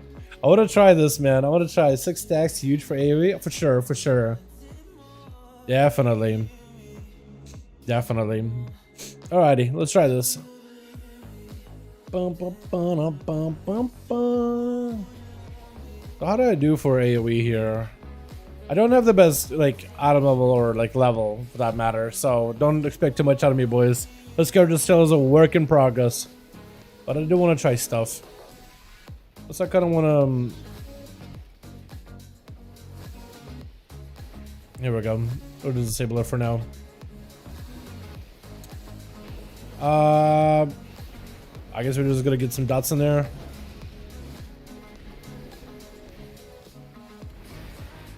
Am I Fire and Brimstone? I'm not. Fire and Brimstone probably would have been really good. I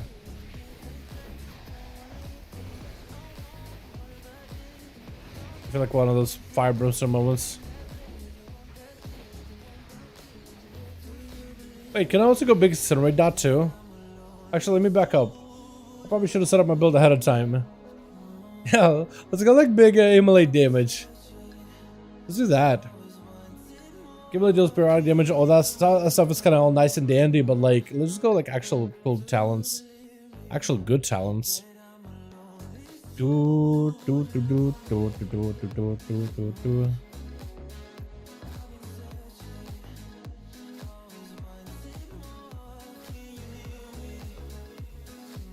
Ah, man, what did I not grab then? Did I not grab the Reverse Entropy? I feel like it's really good. Sorry about that. I'm sneezing. Alright. So this one is like what? Whenever I spend Kill Bolt, a Rain of Fire, because the damage on next incinerates. Okay, we'll try it again. We'll try it again. Kinda messed up my go. Yeah.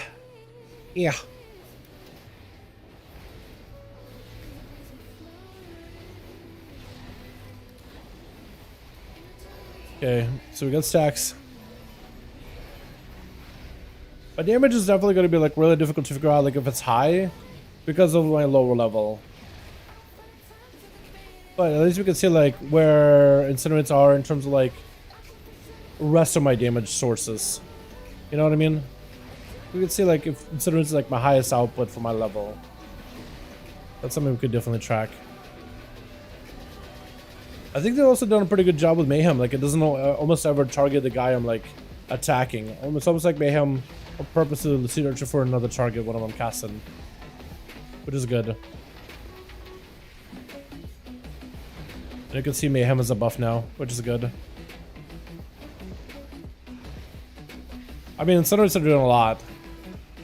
Immolate's also pretty consistent, too.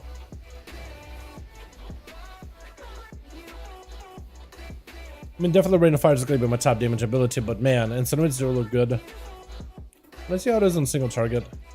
See if we can just reset it real quickly. I hate Mayhem so much to talk about it. Too much to talk about it. Yeah, a lot of people don't really like Mayhem because of like the randomness, but I feel like you can go for like the normal, what is it? normal Havoc and you'll be just fine. Normal Havoc is AOK too. Nothing wrong with that.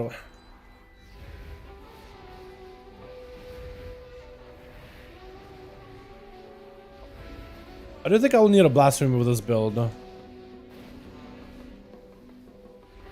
Incinerators can hit for quite a bit. Incinerators are hitting more than Chaos Bolts. Alright. Okay, dude.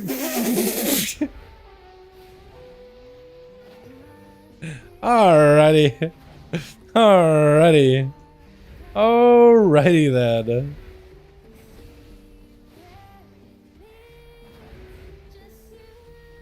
Because you could overlap those fire damage buffs, huh? You could overlap a couple of them, can't ya?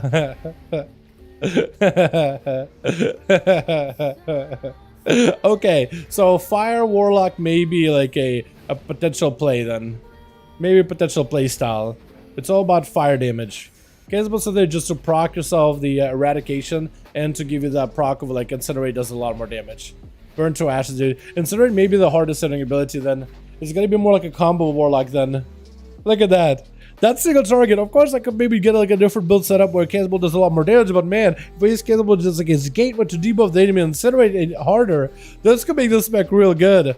There's so many ways to like, this could be really good for it. Yo, if Incinerate does that much damage with Fire and Brimstone, having Cleave is incredible. This could open up like a more of like a funnel playstyle for Destruction Warlocks, where they can do big AoE, but like on a 2-target, 3-target, normally it cares about 2 targets, but the Incinerates could do a lot more as well. Oh, okay, this is really big buff. This could be really good. Again, I would want to see what's like at like max level, because I need more talents. But like, if this just does as much damage as this at max, that's a whole nother story. 70 Cannonball will hit harder sometimes, but not much more. Yeah, like if you're playing into like, if you're playing into Chaos Incarnate, of course it's gonna do more damage, right? Don't get me wrong. But consuming shards gives you more damage. Also, we got Madness of Educure, so I'm missing 2 core talents that make Incinerate do, Cannonball do more damage. But man, this is kind of cool. I like this though. I think it's really cool. I think it's neat. Yeah, but I'm pretty sure like I'm missing some of the core stuff to really make that work super well. Because you're still at the end of the day all about soul shard spending. But the fact that Incinerates can do that much damage is, or be that more impactful is interesting. Immolate also more impactful in general. Fell Barrage actually does a lot of damage. Like your Fell Barrage actually does quite a bit. I want to try the Soulkeeper. I want to try the Soulkeeper. How good is he keeping souls? Guess I'll put him here. What can I do? Make an actual good AoE build. Like, do I just go Blasphemy? Maybe. Blasphemy may just burn AoE. Incinerate's benefit from Chaos Incarnate Dal. Incinerate's benefit from Chaos? Chaos Bolt, Rain of Fire, and Shadowburn always gain maximum benefit from Mastery. I don't think Incinerates do, because of Tooltip. But, who knows? Oh wait. Yeah. But maybe I got it wrong. Alrighty. Look at Master in general. Oh yeah, so I think maybe what you could do maybe is bypass like a whole like soul, like maybe you will use Chaos Bolt and you will use Rain of Fire, but kind of as like a filler ability, and maybe you'll play into more like Power Overwhelming, and you'll just basically play into like general resources, so you could just spend soul shards as quickly as you can, buff your Mastery to above the damage of your fire spells. That may be better. That may be more powerful. Who knows though? But the fact that it opens a door, a creaky little door. That's my door impression. I think it's interesting.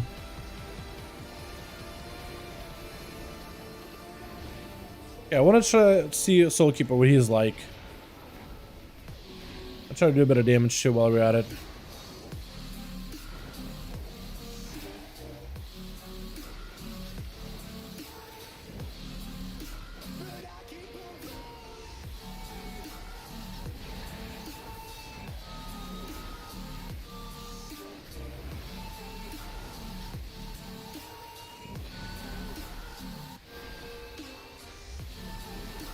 Is it a volatile energy? No, that's not it, isn't it? That's my trinket.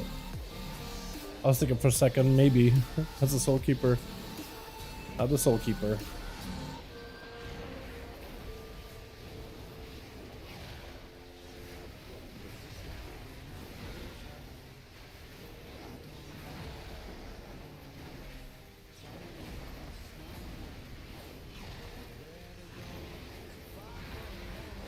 It's a lot of fire.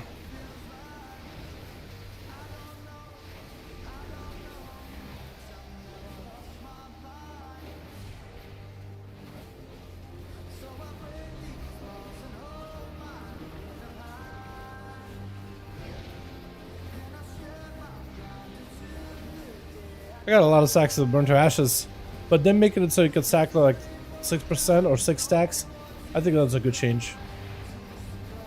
Even though I don't feel like I really get to get much value out of it. I'm constantly overdrawing on resources.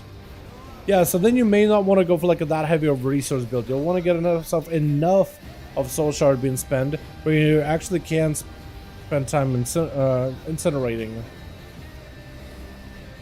Or just me spamming rain of fire like I am at times.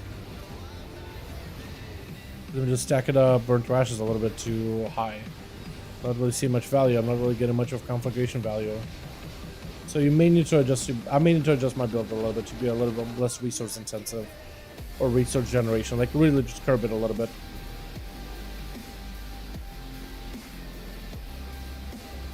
I guess Soulkeeper is a little stronger. He's a little bit more impactful. But like he feels just as impactful. I feel like he's a lot better like once you have a lot of enemies dying, because some of the Soulkeeper that will do damage based on collected souls, deals reduced damage beyond any targets. Only one Soulkeeper may be active. Collect tormented souls from each target you kill and occasionally escape souls previously collected. So maybe if I were to just like AFK here for a bit, stack him up to like 10 stacks, maybe he's going to be really impactful. But I think you'll end up getting a lot more value overall as you're killing stuff. Sorry for moving the mic. But I can't really kill stuff when I'm hitting train them because they can't really die. So I don't think I'll be able to see like big value of this ability. Unless I like can go and maybe kill some mobs or something. Maybe that's something we can do. Maybe we could like stack it up to like 10 stacks and see how much damage it does like in a single like clash. Like maybe that's a thing. Like if I maybe find some beetles out here. Like will these work? Kind of, actually. Actually, kind of. I killed it. Do I need to be like next to them?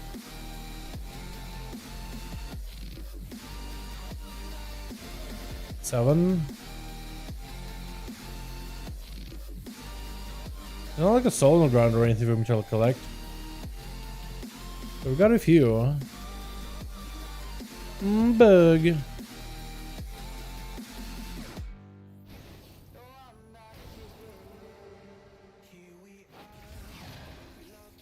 Nine. Let me get one more. Yeah. 10. Okay, so we got 10. So I want to see how much damage it does now. Like I want to get myself a full setup here with big AoE and then drop them in.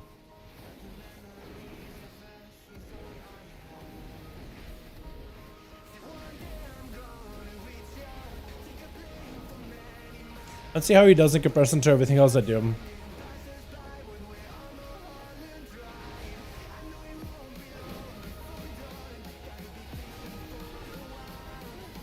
Okay. He can do quite a bit of damage. You do need constant like souls though. He can do quite a bit of damage, and I feel like from pull to pull he is gonna end up being pretty impactful as things die. I do wonder what his max stacks are. He could probably go above 10 though. Like imagine go like a big pull and then dropping them down. So it looks like, I want to say, it looks like the two capstones, the soul combustion one, the Soulkeeper, and the eyeball may actually be kind of in a good spot. May actually be quite strong enough right now. What's up, Bulldog? Hey, my man, hope you're having a good one. Backlash procs and M+, so you can imagine how good it feels. Hold on, does this buff the damage of Incinerate? Have 20% chance of making next Incinerate physical attacks against you. Like, you're not really going to get hit by stuff, are you? Unless you don't want to get hit, really, do you? Okay, so that can't... I mean, unless maybe there's like a boss mechanic. Wait, hold on. When Melandros does his AoE, it's technically a physical attack. Does that proc backlash? Because if it does, that's a loophole. That's a loophole right there. All right. Alrighty, let's do Affliction. Affy is a spec that I don't really play all that often, but I do love the idea of Affy. Apparently their talent tree has been wildly changed, so live reaction. What's new?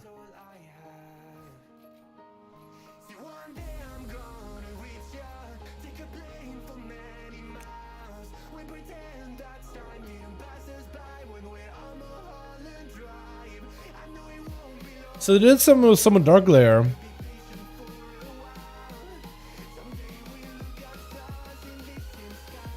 Wait.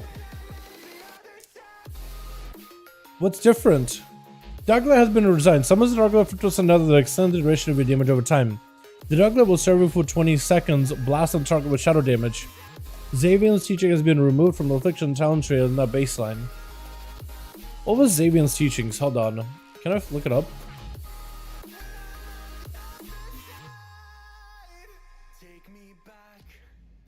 Scales from ST and AoE makes him better in all situations. Really? So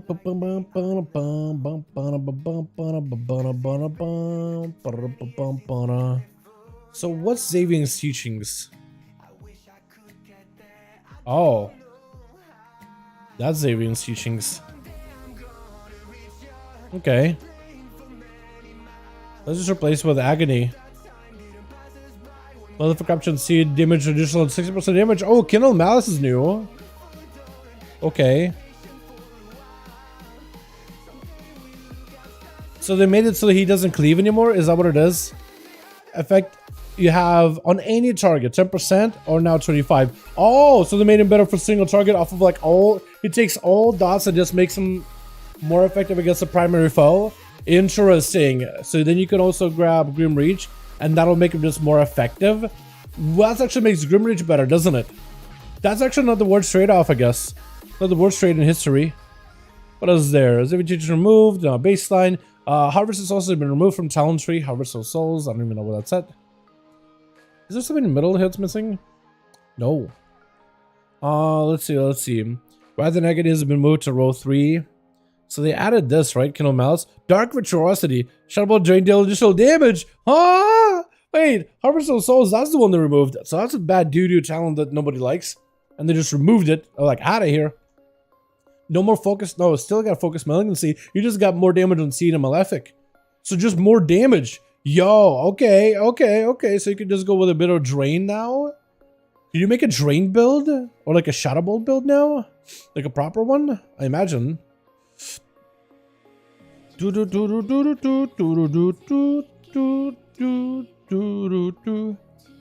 That could be good.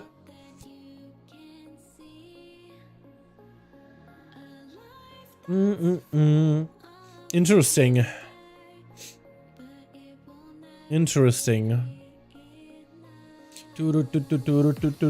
Oh, this combo could be really good now with random raptures. Okay.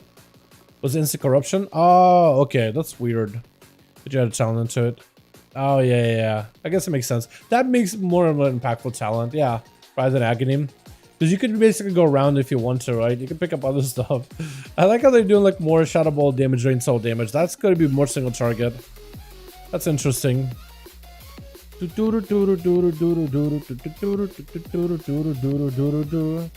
So now like every single dot is going to empower my little demon. Interesting. Okay. What else is new? Getting the mouse have been added. Dark Veracity has been added. Okay, cool. So that's really about it. Okay. I wish I had more talent points to work with, boys. I wish I had a lot more.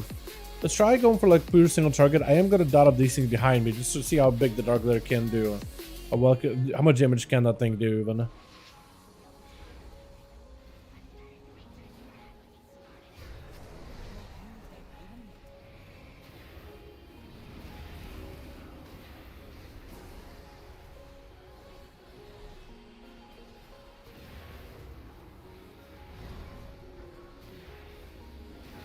I like the procs that you can get. I think that's pretty neat.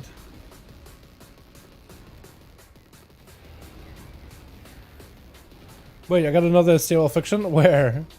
How? It just extended my unstable affliction somehow. It did do quite a bit of damage though, like when it was out. Of course, this is gonna cleave everything, so it's gonna do like quite a bit of damage. I don't want to see if I can reset again. Just go all pure single target. Eyeball, please. I know you do a lot of damage. Relax, hold your horses. Hold your horses. I disabled you. You're still firing off. What a relentless little eyeball. Basically go single target instead of just ignoring talent in general? Yeah, I guess so. Wait, you ignored Dark Glare before? No way. That's weird. But I guess some people might have actually. I do want to see how hard like Drain Soul can hit for. I do wonder if like a Shadow Ball build can ever work. Yo, just dropped by after 2 years of grind. Tessellect, let's go, lad. Get that Tessellect. Let's go. That's awesome, man. Happy for ya. Hell yeah, bud. Breeze can do more damage. Shadow? Probably. You're a big fan of Shadow Pistol deck, aren't you? I don't blame you. They're a good. They're a good spec. They're a good boy. Good boy.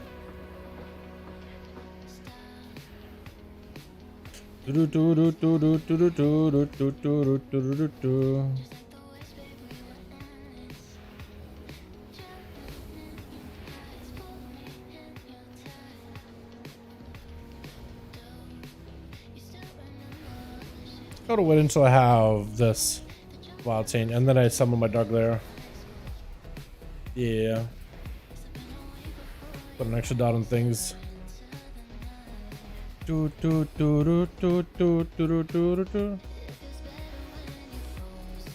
I don't have a Warlock that's fully maxed out or anything yet, so there's a good chance my build and my setup here is not the most ideal. But yeah, I mean the damage that does, like the filler abilities, like my primer abilities, really, all of them are really effective, highly effective.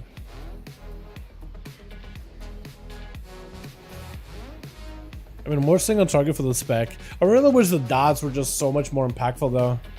But like I could play more of like a dot heavy build, because I know you can play, like some people have been playing like the Dread Touch build, which does make your damage over time a lot stronger. But the fact that you can go for like a Shadow Bolty build or like a Drain build with Malefics, I think it's going to be good for them. I think it's healthy for Warlocks in general. I like how this was about Seed of Corruption too, so that can make Seed big AoE build really good. I want to try this. I want to go like full AoE on my pet. What else can I like swap out of? Because I don't necessarily need Malefic Rapture damage, do I? Grim Reach. We can go like one more talent. What a run, man. This? Just want to do like big AoE, chat. I want to see how good that works out. I just want to try big AoE, man. Big AoE. Give myself the Dark Glare, hopefully faster. Just dot up a whole set of ads and just see how it can do. Happy Transmog Day. Hell yeah, my guy. Happy Transmog Day, my guy.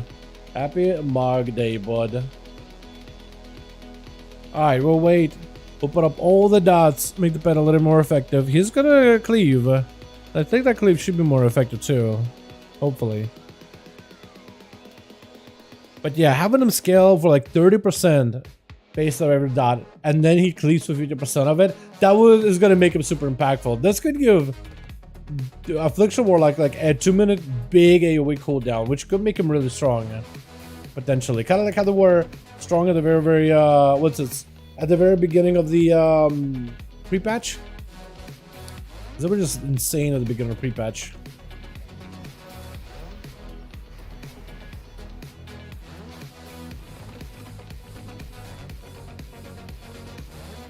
Just let him do his thing. Let him beam everybody down.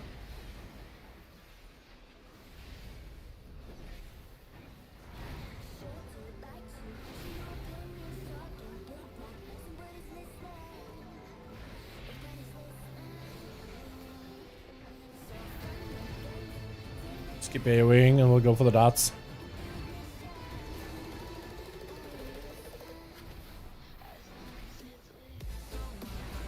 I mean, Corruption dot does seem to do like a lot though. Why does this hit as hard as it does? Is that normal? Is it because I let any Agonies fall off? Probably.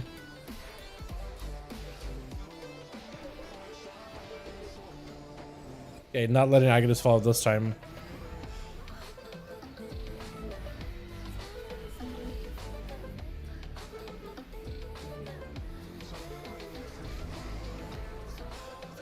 Why is corruption hit as hard as it does? Is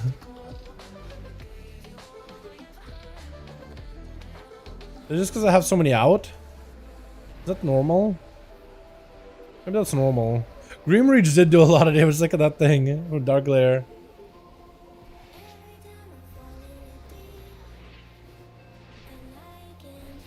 I want to see what happens if I have like everything dotted. I want to try.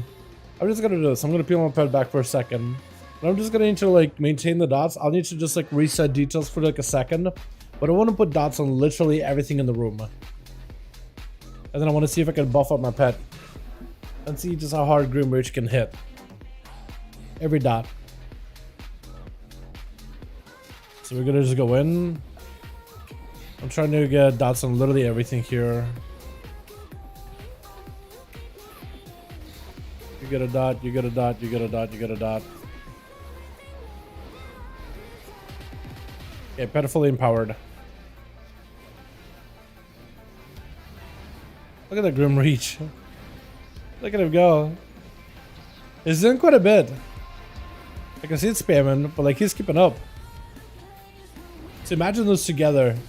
Like on a fully geared Warlock too. Like with Giga Mastery maybe. Or Haste. I think that'd be pretty impactful. It's definitely not as high of damage as it was back in like pre-patch. But I do wonder like if I get like full builds, full everything. Maybe go for like, I don't know, like I don't really know what else I can do to empower him further. But like just getting maybe higher level and getting the better stats. That could potentially like help me out a ton. So that's pretty neat. And then there's like a lot of Demonology stuff as well, yeah. What else did I get for Demonology, man? Let me see. My cards may be all kinds of bugged on these mobs though. I may need to like leave and come back. Get rid of Soul Flame and go Shadow Embrace. True, true for Grim Reach. Yeah, probably is better. I forgot about Soul Flame entirely. You do track dots to your primary target with the changes. Darklight didn't scale at all with all dots in, but just primary target dots. Does it really? Okay, for some reason I thought it was just like, okay, I see the change then. I thought for some reason it's all the dots, but he does only single target. I guess I had it wrong. Got it. Alright,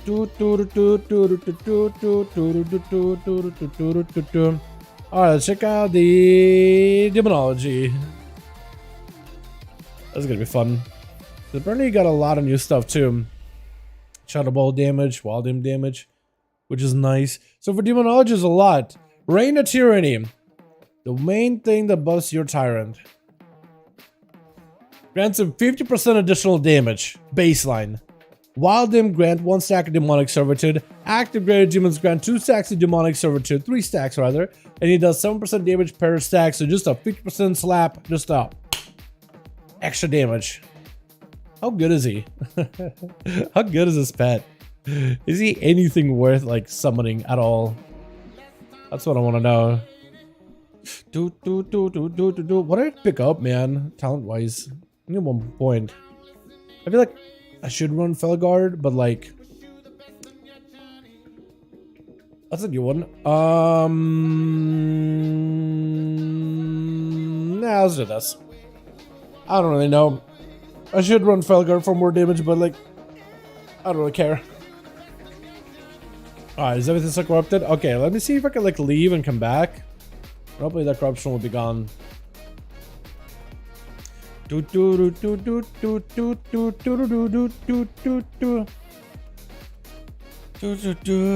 Hatred. When you primary Felguard Legion Strike damages only 1 target, it deals more damage. Yeah, that's a new talent. Immutable Hatred. That's the one that Jake, you were the one that showed me that one. Jake was the one showing me that one talent. So just have it in my main pet. He already got 3 stacks, huh? So he's already got 21% more damage just because I have my main pet out. So 50% plus 7 times 3. And he gets 7 per stack. Yeah. Wow. They go for 43k when it was fully AFK. Oh, you mean like the bet? Or you mean just like the Immutable Hatred? Okay, corruptions are gone. Good. Alrighty.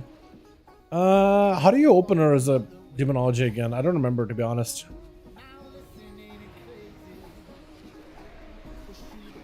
I think I need to get a couple more pets. It's hard for me to track my demons at the moment. Hopefully this will be good enough, though. Beautifully empowered. Alright, Tarn, how much damage are you doing? I mean, he's doing some damage now. Again, low level, but like the spread of damage, he's doing quite a bit though. The short term that it was up. But the imps are catching up with him very quickly here. It's a bunch of imps. Who would win? One massive tyrant, Legion commander, or a bunch of wild AP boys?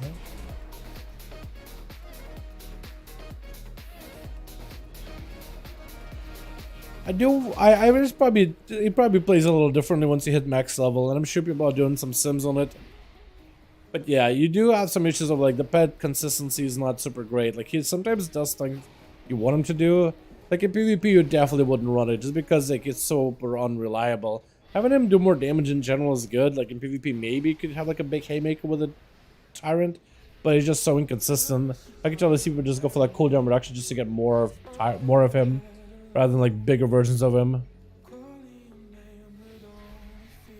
Yeah, I need to get away because I'm gonna just constantly be spawning imps and they're gonna get aggressive without train dummy. Unless I walk away. Alright, so there's that. I don't know how good that'll be. So they're doing a lot of like Felguard buffs, huh? So Immutable Hatred is over here. Immutable Hatred. When your primary Felguard Legion strike damages only one target, damage increased by 120. Primary Felguard deals more physical damage after all attack at the same target 3 times. So we could go for like a very big like pet buff build above the damage of this guy. Like we could do expendables, so your wild imps to expire will buff your other demons, which will be our main primary pet. Where they have everything to buff his damage. Interesting. Doom Bolt, Hand, Dogs, as Bolt, Doom Bolt, 3 or 5 repeat. Okay. I think I had more or less like close enough, right? Alright, let's see how this goes. Hanzo Boy has been removed. Pact of the Imp Mother has a chance to cast Handle down a second time. So it's a slightly higher chance just with a single one of them, huh? Pact of the Imp Mother. That could be pretty cool, like a Handle down meteor build with imps. That could be pretty neat as well. Together with Sacrifice Souls. Ooh, or Stolen Power. Ooh. Wait, you need to pick up Nether Portal for Stolen Power? Interesting. Was that always like that? They did buff the damage of Guillotine by 200% at least, so there's that. Alright. Let's try this. Just because we gotta do the opener like before. I don't have all my like pets and everything here. I don't even have Tyrant. So I'm just literally sending in pets to hopefully buff my main pet.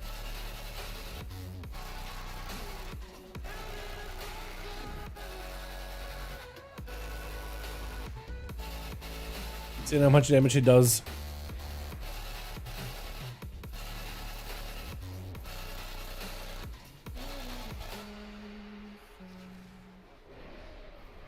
I mean, as all my other pets like this, they expire. He should be buffed up, right? Does he get buffed? Can't really tell.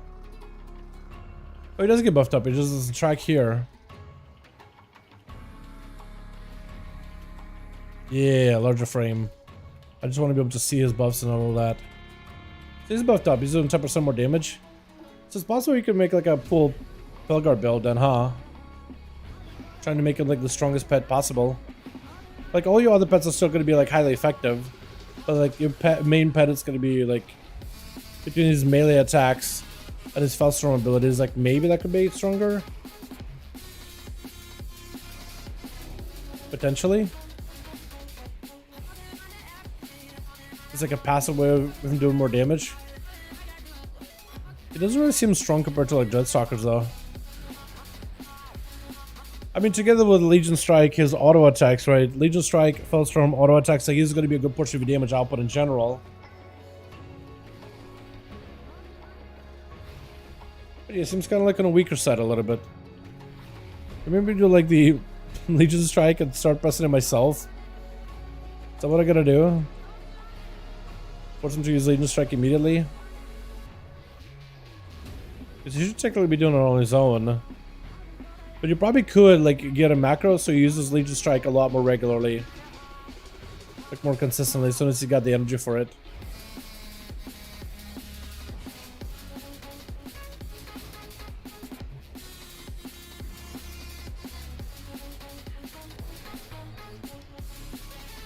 Maybe? Because I'm just having to click Legion Strike so you could use it immediately.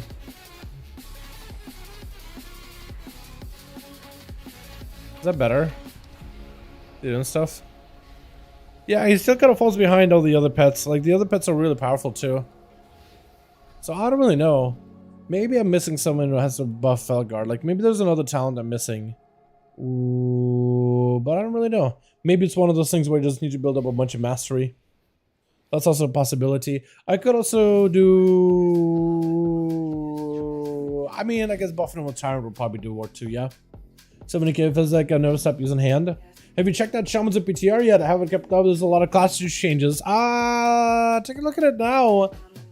Not really at the moment. No, not really that many inside of 7. This recent build. There are some stuff we talked about the last week with Resto, but this build not recent. I would check out my earlier videos. Because all our catalog, basically cataloging all the changes in a way. So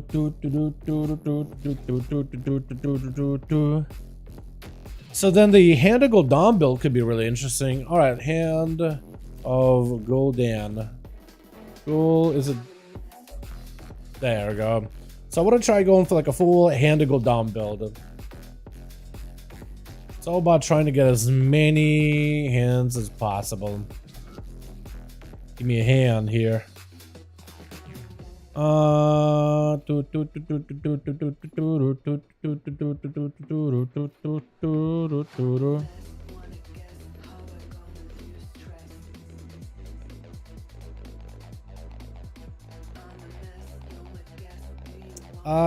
I do it through this.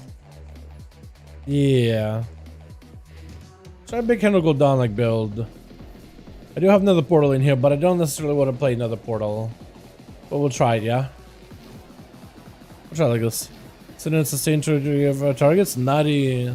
Yeah, 220. Yeah, Paladins are looking really good right now. Paladins are looking incredible. Alright, chat. We're gonna try this again.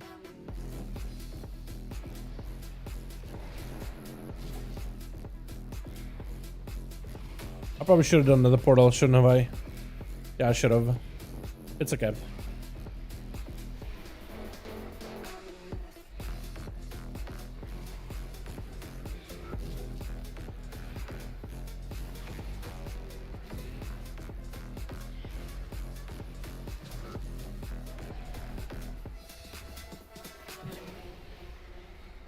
mean, it's a pretty big demonic army. A lot of imps.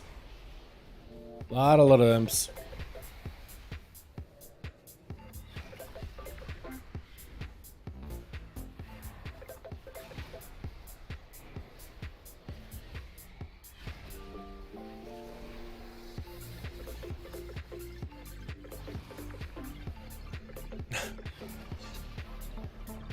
Quite a bit of them too. Does it separate into like the other imps, or is it all of them just one wild imps? Does it not consider like the imp gang bosses like any other imps? All our imps?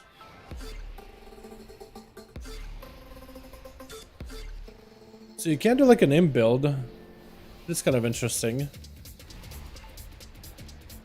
It's all about like the armies you summon, getting as many as possible.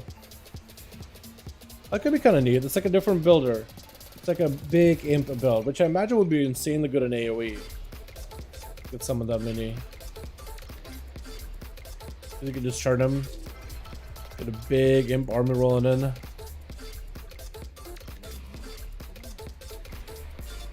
of course, if I have more talents, I'd be able to probably go for like a way bigger imp army as well. I mean, they're doing damage. I'll try resetting it and try to see if we can just aim him into like AoE instead. Oh, I don't have a implosion, do I? Okay, okay. Never mind. Forget about it. Scratch that. Shadow Bolt, Demon Bolt. I probably could go like a Demon Bolt, Shadow Bolt build, couldn't I? Go with like Shadow Bolt, increase the damage over next. Demon Bolt and go Power Siphon. Yeah, probably like a full Imp build might not be the worst idea and go like Demonic Calling. That could be pretty cool. Also, did I ever get a value of the Hand Go Down thing? Hold on a second. That's another one that I never really get to test. Wait, okay, hold on. Let's do this. Let's do this. Let's try it again. Hand Go Down, a 50% chance to burn target for additional Shadow Flame or 2 seconds for 6 seconds. I don't know if I got much value out of it. The overall's nuts. I played starting inspection. Yeah. Apparently it's really good right now. Let's try going into this. Pick up Implosion. And I think we'll just need to pick up... I don't know how much AoE we really need. That seems good. I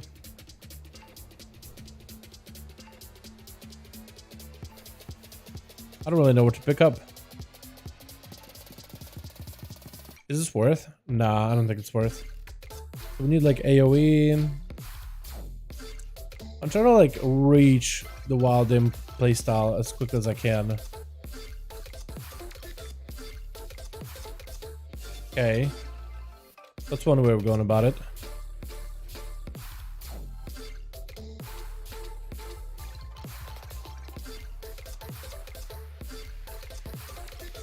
Let's go pick up. I just wish I had more talents to work with.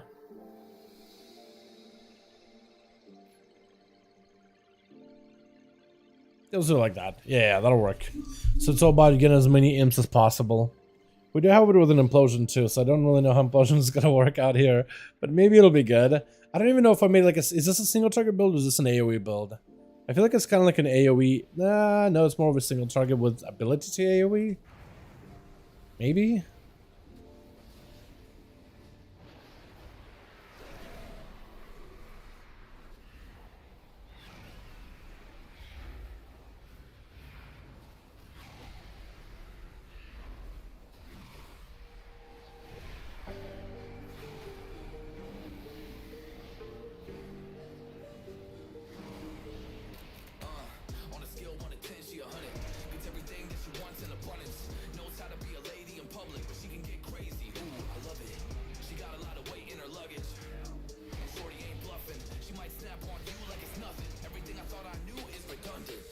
Nimble does damage. That's one way of playing it.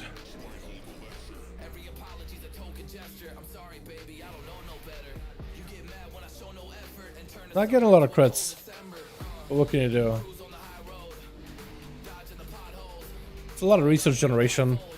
Like a ridiculous amount.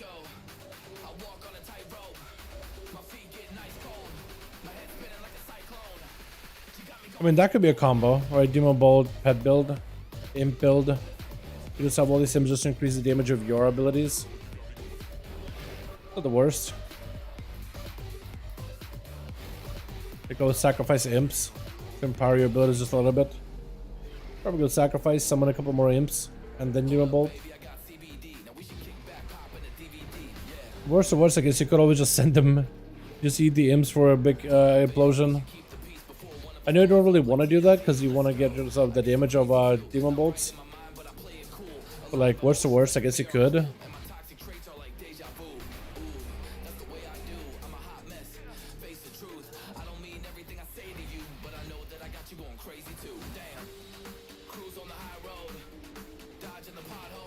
Yeah, those probably wouldn't work together well.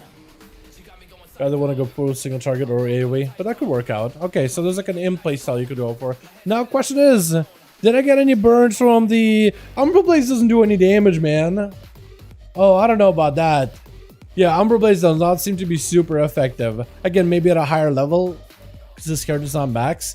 And Gul'dan has a 50% chance to burn target for 1.486 additional Shadow Flame. Jake, how much damage does this go for you, man?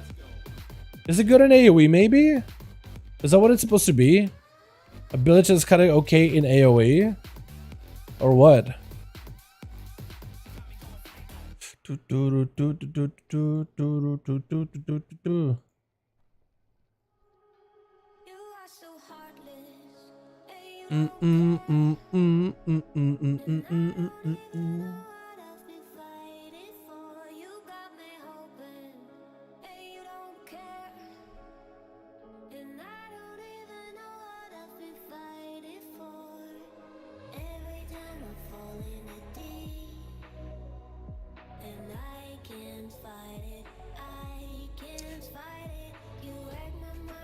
Yeah, so does your damage get better than mine? Where are you? I don't know if you're attacking anything out here. Because maybe it's good in AoE.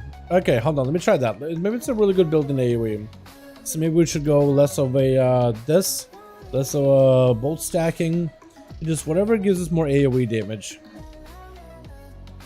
What do you give us more AoE? More pets. This. And go down again. Maybe cooldown reduction. That could be okay. Let's try this and make a full AoE build here. I don't really know what to replace with this though. Maybe like that. Let's try it. Red Pally giving some love. Which spec is up next? I know, Sally. I'm hoping maybe survival or something like that, man. I would love to see it because Pally got crazy cool changes, man. Crazy cool changes. I do wonder what spec would be next though. Alright, chat. Let's try this. We'll try Hand of Gul'dan and AoE. We'll try playing the whole Hand of Gul'dan build in pure AoE here. We'll see if that works out well at all.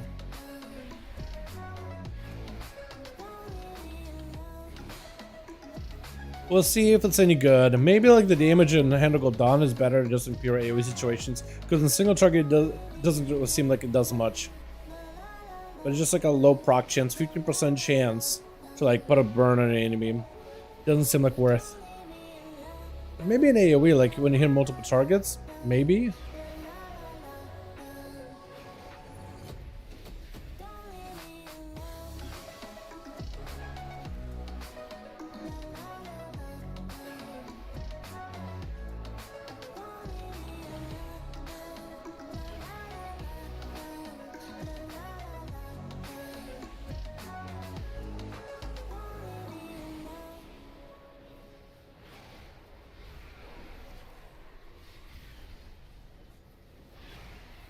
I don't think I've ever got the burn on the main target either.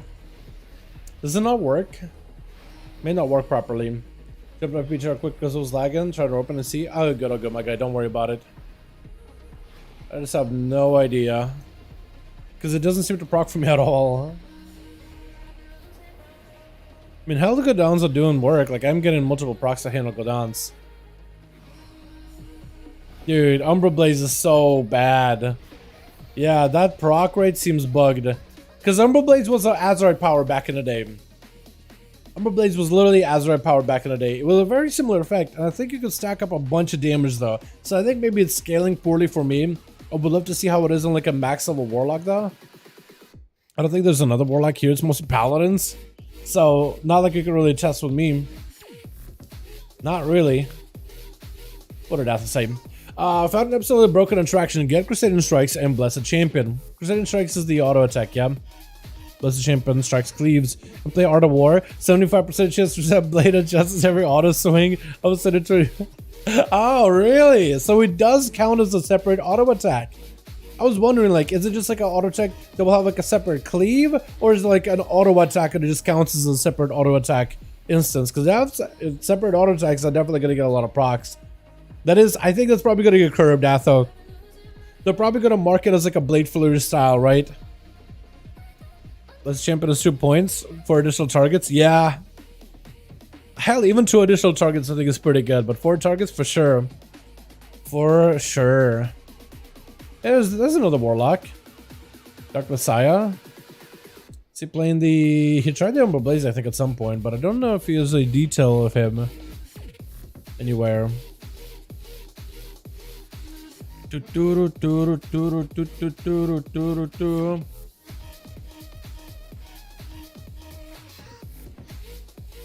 how do I just ask him like, hey, could you DPS a Trinity? He'll be like, what? What do you mean? Could I DPS a Trinity? Yeah, I can. What are you on about? Then we open a kick W. I'll get. Don't worry about it. All right, I just need to mess around with it and find out like what are the numbers in this thing. I'll ask like one of the guildies or whatever. see what they think about it or what damage it does. Or I'll ask him this. I'll ask him if it still has bugged. Never mind. I was gonna say I'll ask him is it still as bugged as or as poor as it was back in BFA. But a lot of them actually didn't play back in BFA. A lot of them are some of our warlocks are actually Shadowlands babies. First expansion they ever played, Shadowlands. Hell of an expansion to introduce them to. Honestly. I mean, they had fun. They enjoyed it. They had a blast with it. Maybe they got to start attacking stuff randomly. I'm just gonna peeping this man. He's targeting something. He's looking at it. Maybe he's just gonna have a go. Maybe this warlock will attack.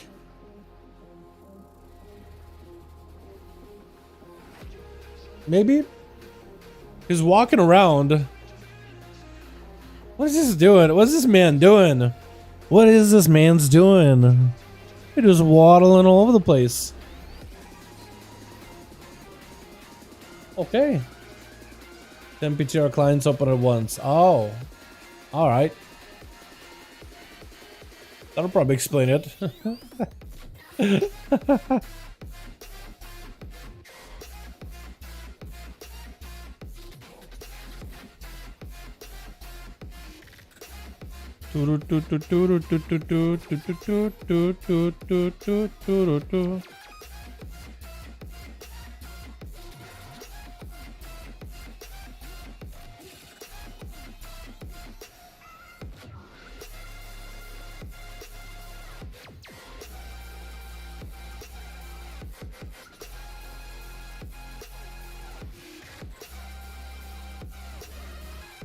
Where is he at? Still running around? Yeah, he's still running around. 4.6 and 110. Yeah, that's still low then. Hey, Dalaran, what's up? What's up, my man? Been having a blast playing Preservation Rocket from time walking so far. The healing is ridiculous. It's a lot of fun, man. The combos you have on Evoker are just blast.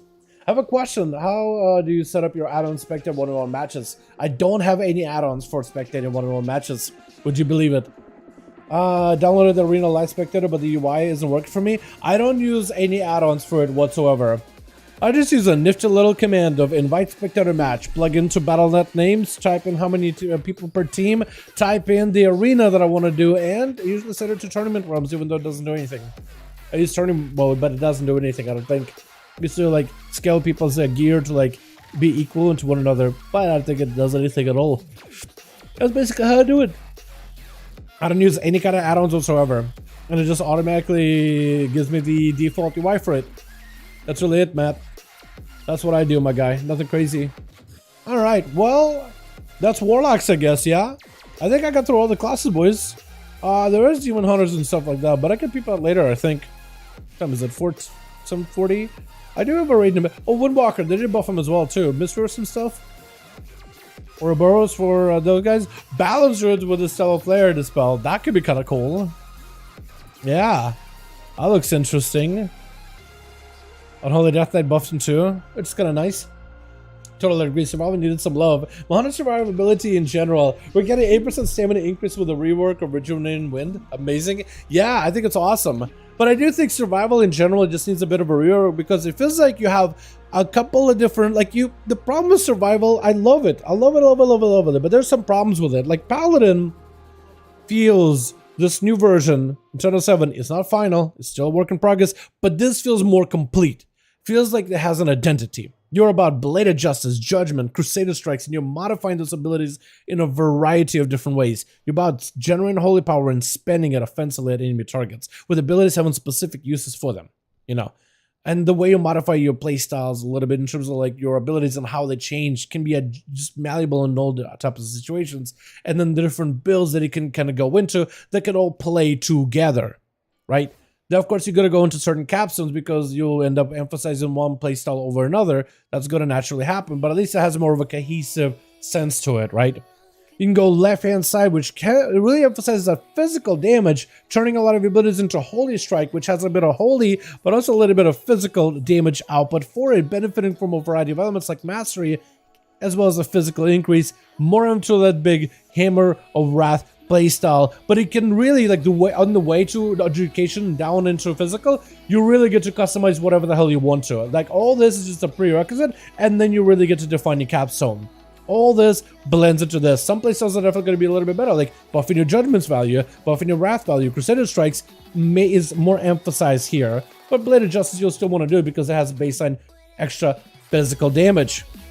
So you'll probably end up going for like more of the physical bleed, big AoE output, less of like a holy aspect to it. You'll probably pick something like, I guess not Divine Hammer because that is holy damage, but you'll probably pick up like other stuff in order to give more physical damage output in general.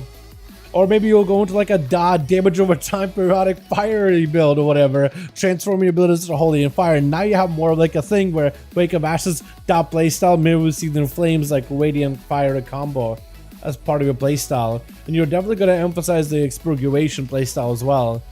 It's like really neat, really cool. You can go for more AoE abilities, like this just buffs your AoE. And it just splits into like other AoE components if you want to. Or you can bypass them all together. And it's just like, it feels like there's more cohesion, right? No matter which way you go, left side, right side, middle, capstones can like really be defining, the spec defining thing at the very end. But it has more of a cohesion to it all. Whereas Survival Hunter, especially in capstones, does not have, and I love the spec, any cohesion whatsoever. And I think it's one of those specs that definitely could use a bit of like a facelift, you know what I mean? Like just really just Botox that thing as much as you can. Just make it look like a monstrosity from under your bed, you know what I mean? You gotta look like a sea paralysis demon at that point. Because look at the capstones, right? You have capstones like Spearhead and Coordinated Assault. You don't want to use them together ever. I get it, they're like weird ones and whatnot. Maybe you want to go really committed into Coordinated Assault, you want to commit it into Spearhead, but the fact that you can pick them both up without like a huge investment, and they're just accessible, like they're there. You have cool talents like Ranger, but they don't really want you to be like super ranged. But like the buff of the damage of your ranged abilities is there. You know, you have Quick Shot, which plays more into like range build, but like it's not super like all that strong. You got a lot of stuff that buffs Mongoose Bite build, and like you have tactical advantage that buffs the damage of like Think and Strike Wildfire, which is fine, but a Wildfire doesn't really do much unless you go like maybe Grenade, but like, you know, it doesn't feel like it's super impactful. It feels like it's a bunch of little elements for this spec itself. And it feels like it lacks a little bit of like cohesion to a degree. You know? Like the Hunter stuff, it's really cool, but like you have a lot of range kit on the melee class. I feel like they really gotta embrace that range of the survival, I think. Or really emphasize it somehow a bit more. Werther's, how you doing, my guy? I hope you have a good one. 7 months? Yo, can we get ask like Werther's? Time flies, man. Time flies. Thanks so much for being here, man. I appreciate it. You've been around for a while in the community too, for way longer than 7 months. You were like one of the first few people on like the Discords and the YouTube and all that, man. I appreciate it.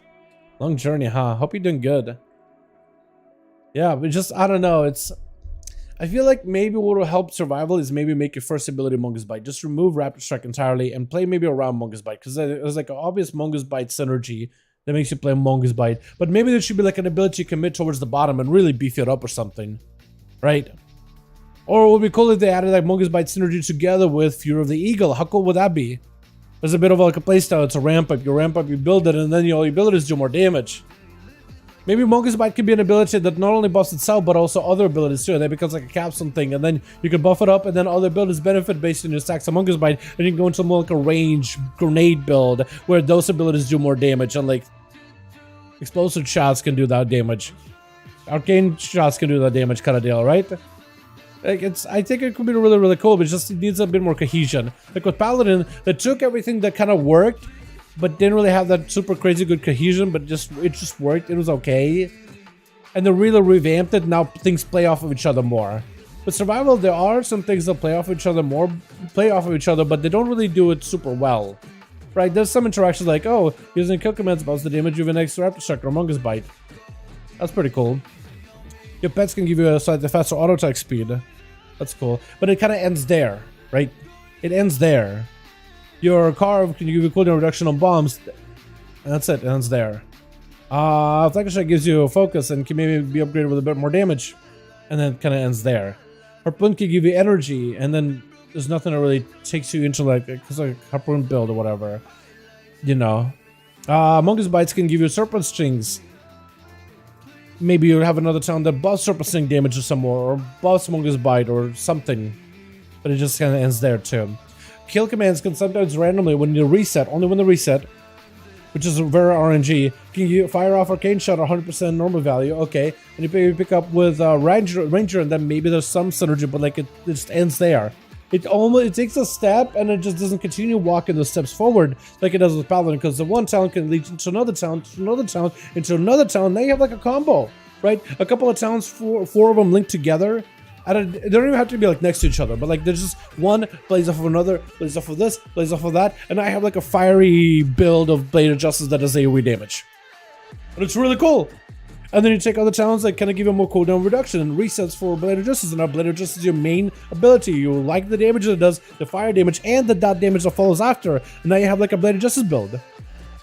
You know what I mean? And then you can take certain towns to make it a little bit better in single target, or better yet in AoE, so it does more holy damage in your Blade of Justice. And now everybody's just melting too. The ability, it just, you know, like there's so many cool little things. But Hunter it takes a step forward, has some connections, but then just kind of stops there. Like Fear of the Eagle, does a lot of damage, more when the enemy, more crit chance when the enemy is low on health. That crit chance can be a little bit higher the lower the enemy's health is, the more you stack up. Can also give you cooldown reduction on your grenades, which I guess you could throw grenades, and then you could butcher each also grenade again, and that's really it. And that's where it just stops there. So I feel like Survival is another spec that I think could totally go through a revamp like this, because there's so much cool stuff you can do with it. But it needs that Paladin treatment, I think. Like, it's a fun spec too, and I love Survival. I think it's awesome. I think we got some cool stuff there. It doesn't have that same like depth to it. And you can really see that depth with Survival, kind of how it starts to break apart. In my opinion, it's maybe some people like this playstyle. I think it's indicative of like where it's an issue of the spec. Let's say you go into like an AoE trash spec of Survival. You go into AoE trash spec. I don't know. Let's just sort of do a turnip. Chat, pretend there's like a bunch of little turnips here, 5 turnips. And this is your AoE build. There's like an AoE rotation. Pretend there's a bunch of little turnips. You usually go in for like a explosive shot, maybe a grenade, and you'll butcher a bunch of them to put up bleeds. And then maybe a grenade again, get a couple of kill commands. You auto grenades, you auto butcheries, you'll go for a spear. You'll grenade against the cooldown, you'll butcher, and that's it. And now you just have to single target. So now you have like really big time filler, just waiting until other abilities are back up. So there's no like cohesion, there's no like a playstyle where Paladin right now can like go for Blade of Justice and then auto attack. So auto attacks can reset Blade of Justice, so you can use Blade of Justice more.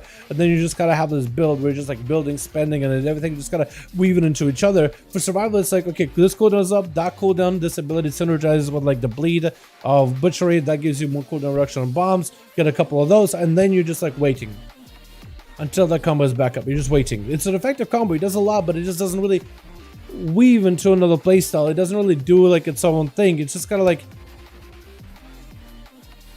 it feels like you're just like doing stuff, gameplay, and then you're just kind of waiting until you can do gameplay again. You're doing other like filler stuff until gameplay is back up, the exciting part, the good parts, and then you're back to waiting. Then you're back to exciting stuff, everything's happening, and then you're back to waiting. Whereas a Paladin, like, you don't do that. You know, I love Survival, but I do think it needs definitely some kind of like a bit of a setup for it. Like Athor right here, man. I mean, look at this. Damage build. Blade of Justice does damage. Divine Storm, which Blade of Justice generates a holy power, so then you're able to Divine Storm a bunch. And then Expurgation dot rolls in. And Crusader Strike cleaves. Wake of Ashes goes up with a dot. You don't for a Judgment as well. Maybe go for like Consecration or just hammers or whatever. But hey, it doesn't need to run Consecration. You made like a dot kind of build. A fiery build, sorta. With a bit of holy and fire damage, I guess. Maybe? I would imagine so. But look at this. It's like there's a synergy to it. Your Crusader Strikes reset Expurgation. Expurgation is a lot of big damage that generates lots of holy power, so then you can Divine Storm. And you're just rolling through resources. It's really, really cool. And I think Survival needs something like that. Because there's a lot of cool classes out there. A lot of cool ideas.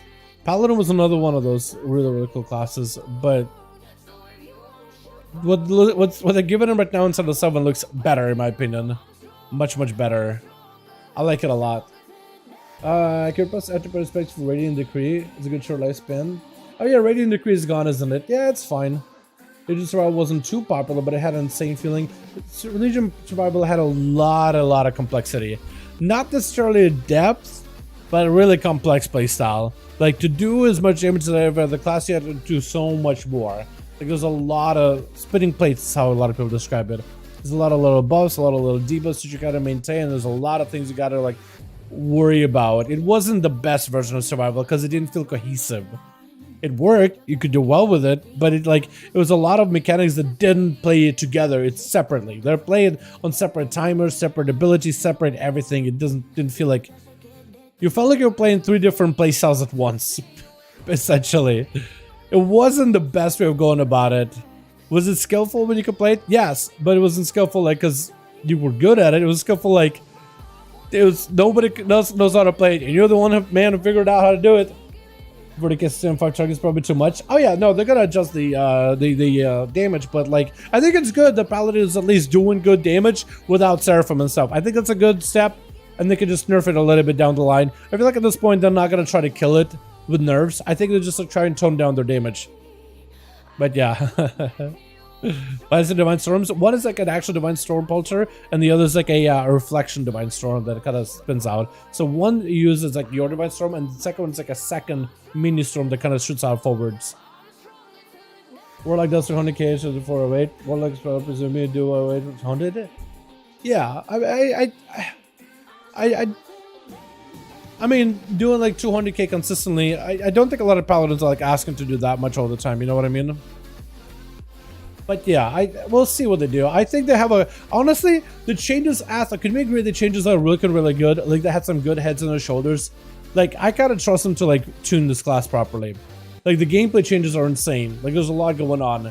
As long as they can get the tuning fine, everything will be good. Like as long as they don't under-tune this thing. But I don't think they're gonna have to nerf it, but not because they're trying to like kill it. They're gonna have to nerf it because it's gonna be too good. There's a lot of stuff that can make it insane. You know? But yeah. Is that all the class changes? There's some monk stuff, but like it's mostly just damage buffs. Man, what's another class I could probably do this rework with? Because I feel like Warriors, Demon Hunters all pretty good. Even Shadow Priests are feeling kind of good, honestly. Frost DK, I feel like maybe Frost Death Knight. I feel like they didn't get a lot of new stuff. Bear Druid, I think, is another one that I feel like could get a lot of new stuff. Because even like Rusty feels pretty good. Maybe like, I want to say Affliction, but like not really. You feel good at Paladin, all bring 10-7. Feels good as a Paladin main with a lock, all bring on 10-7, dude. Same, man, dude, same. I really am excited for Paladins. They're looking so good. So good. Oh, oh my god, they're great. Honestly, I could see myself maining this thing, dude. Like, this looks so cool. Remember how, like, during the early Dragonflight, like, when we were looking at the towns and all that stuff? Like, there was so many different, like, talents, so many different abilities for people to play with. And, like, just seeing all these different builds that people played with. Man, it was awesome. And it's just, the fact that we're seeing all these things again is sweet, man. I love it. I absolutely love it. I want to see if I can do like big AoE here. How big of AoE can we do with this build?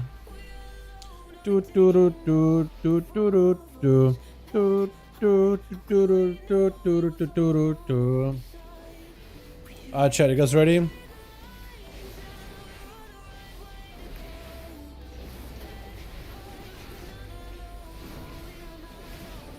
Probably big AoE here. Everything here cleaves for me. Everything here cleaves, and everything does physical damage partially. I probably should have won Consecration, should I? Yeah. I should have won Crusader Strikes. I don't even have Crusader Strike cleave for this one.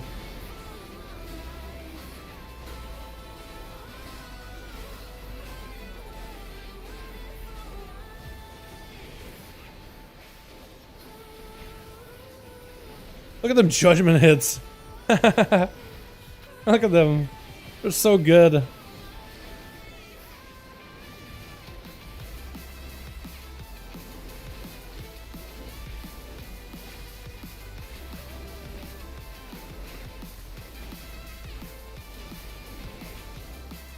It's an amazing example of Blizz doing better than they are scared of major shakeups. Exactly. Yeah, that's what I really liked about the whole.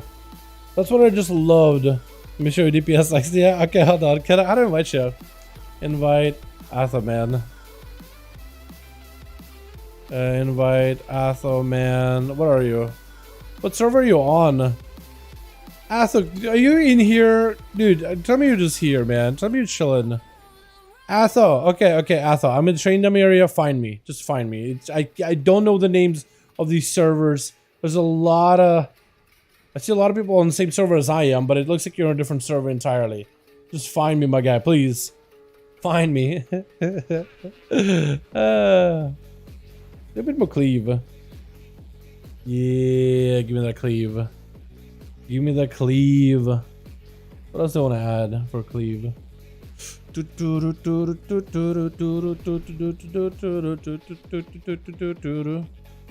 server are you on? Bro, it's... The servers are all kinds of weird, man. Servers are all kinds of weird. So I have no idea. What server are we on? Hold on. What server are we on, man? It doesn't really say, does it? They all got weird names, man. Are we not in the same, like, instance, Atho? Are you in the train dummy area? Yeah. I don't know. This is gonna work out. Can the numbers just keep it fun? Amazing to play? Yeah, for sure. They're definitely gonna do some tuning with the numbers. I don't doubt they're gonna do some tuning. Atho, I'm on a server. Let me read it out. I'm on a server Zanfan Dormu. Zanfan Dormu. Zin, let me just type in Discord. Zanfan Dormu.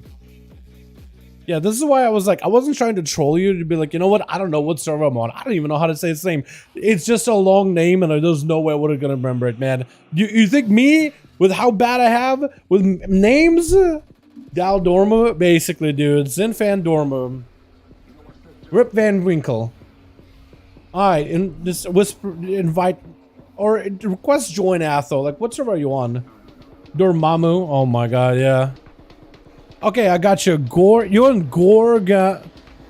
You are on Gorgon Zormu. Classic Gorgon Zormu player right here, man. I can't believe it. What a Gorgon Zormu player. What a Gorgon Zormu bozo. Right there. Look at this guy. Playing on the wrong server. Nice mug, by the way. I like it a lot. What do you think about my mug? Also, try the new enchant.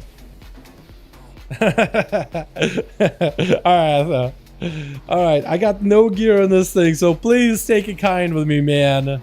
What build are you trying out?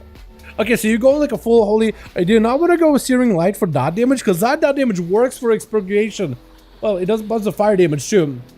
Fire damage by 10%, man. Are you going physical? Okay. So you're going like a bit of split. A bit of splitty. Okay. Alright, holy strike damage, holy strike. Okay, that makes sense actually.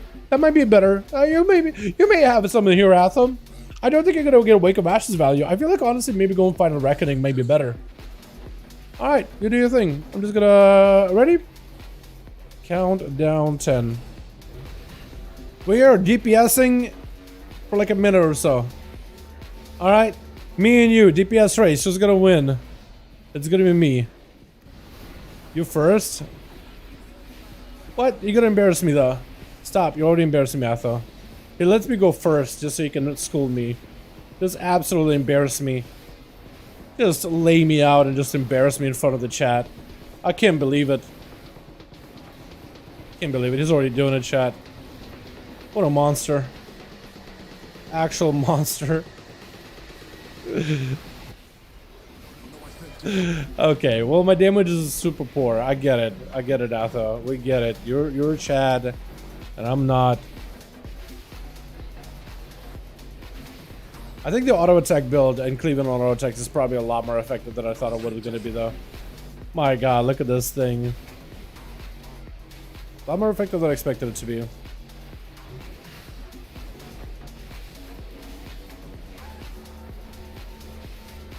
Big Judgment too, and Judgments do physical damage too, so that's fantastic. Or Holy Strike damage, which is partially physical, partially holy.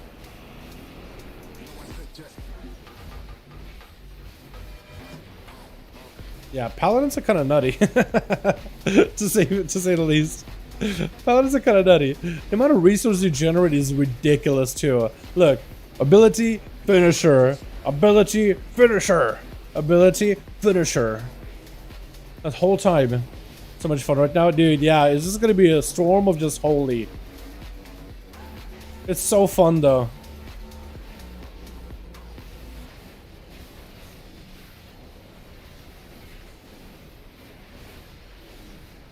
And I can just pull off like 178k the entire time. Just chilling at 117k. Which is incredible.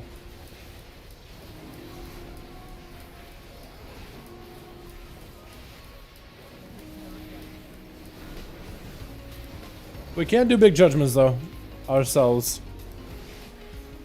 I can get carpal tunnel from this. This is so fast paced. I can definitely get carpal tunnel. I think I'm literally experiencing carpal tunnel right now. I'm still going. Still going. Still going. I did rank myself. I did get myself up to 100k DPS though. We did scale upwards, chat.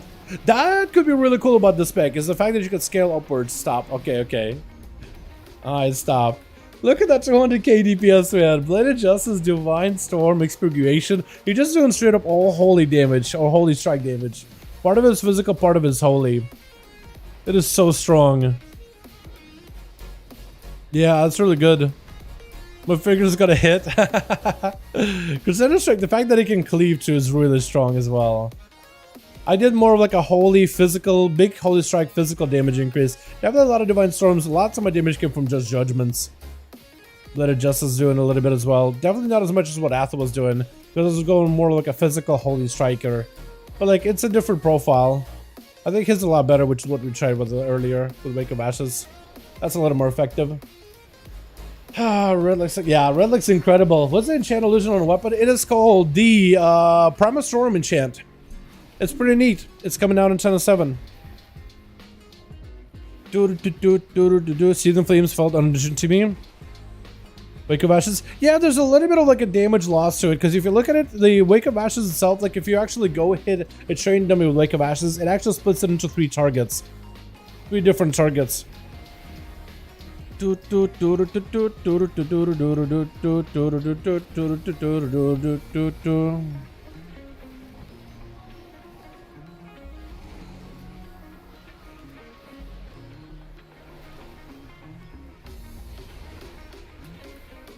What I could have done is maybe done the Judgment build too. Could have maybe done that as well. My biggest incinerator place? Yeah. I mean, 120k incinerator is kind of nutty. And the fact that it can cleave is just insane. Yeah. Rate of fire, incinerate, immolation. Hell meteor. Is that a trinket? I think it is a trinket, isn't it? I Scold, I guess. Yeah, I mean, incinerates are doing work, man. Big work. Is that with... What depends what kind of build you're playing. Are you Havoc? You're Havoc. Okay. You get the damage built up. That's a little more consistent. Mastery? Okay. Maybe the way to go. That may be the way to go. Maybe we could drop 1 penitence for the final reckoning. You could, but it's a 15% damage loss on a dot. Like, that seems like quite a bit of damage. If you drop anything, Athel, let me look at your stuff. What would I recommend for final reckoning? Final reckoning here. So you're asking like what you drop. Can't really drop this. Can't really drop the autos. What you could do is you could go instead of jurisdiction. Oh no, you kind of don't want to blade adjusted damage. Never mind. I was gonna say go judgment of justice, but nah. That's not the play. I would maybe drop. No, Truth's Wake, nah. Yeah, I don't know. Like, what could you give up?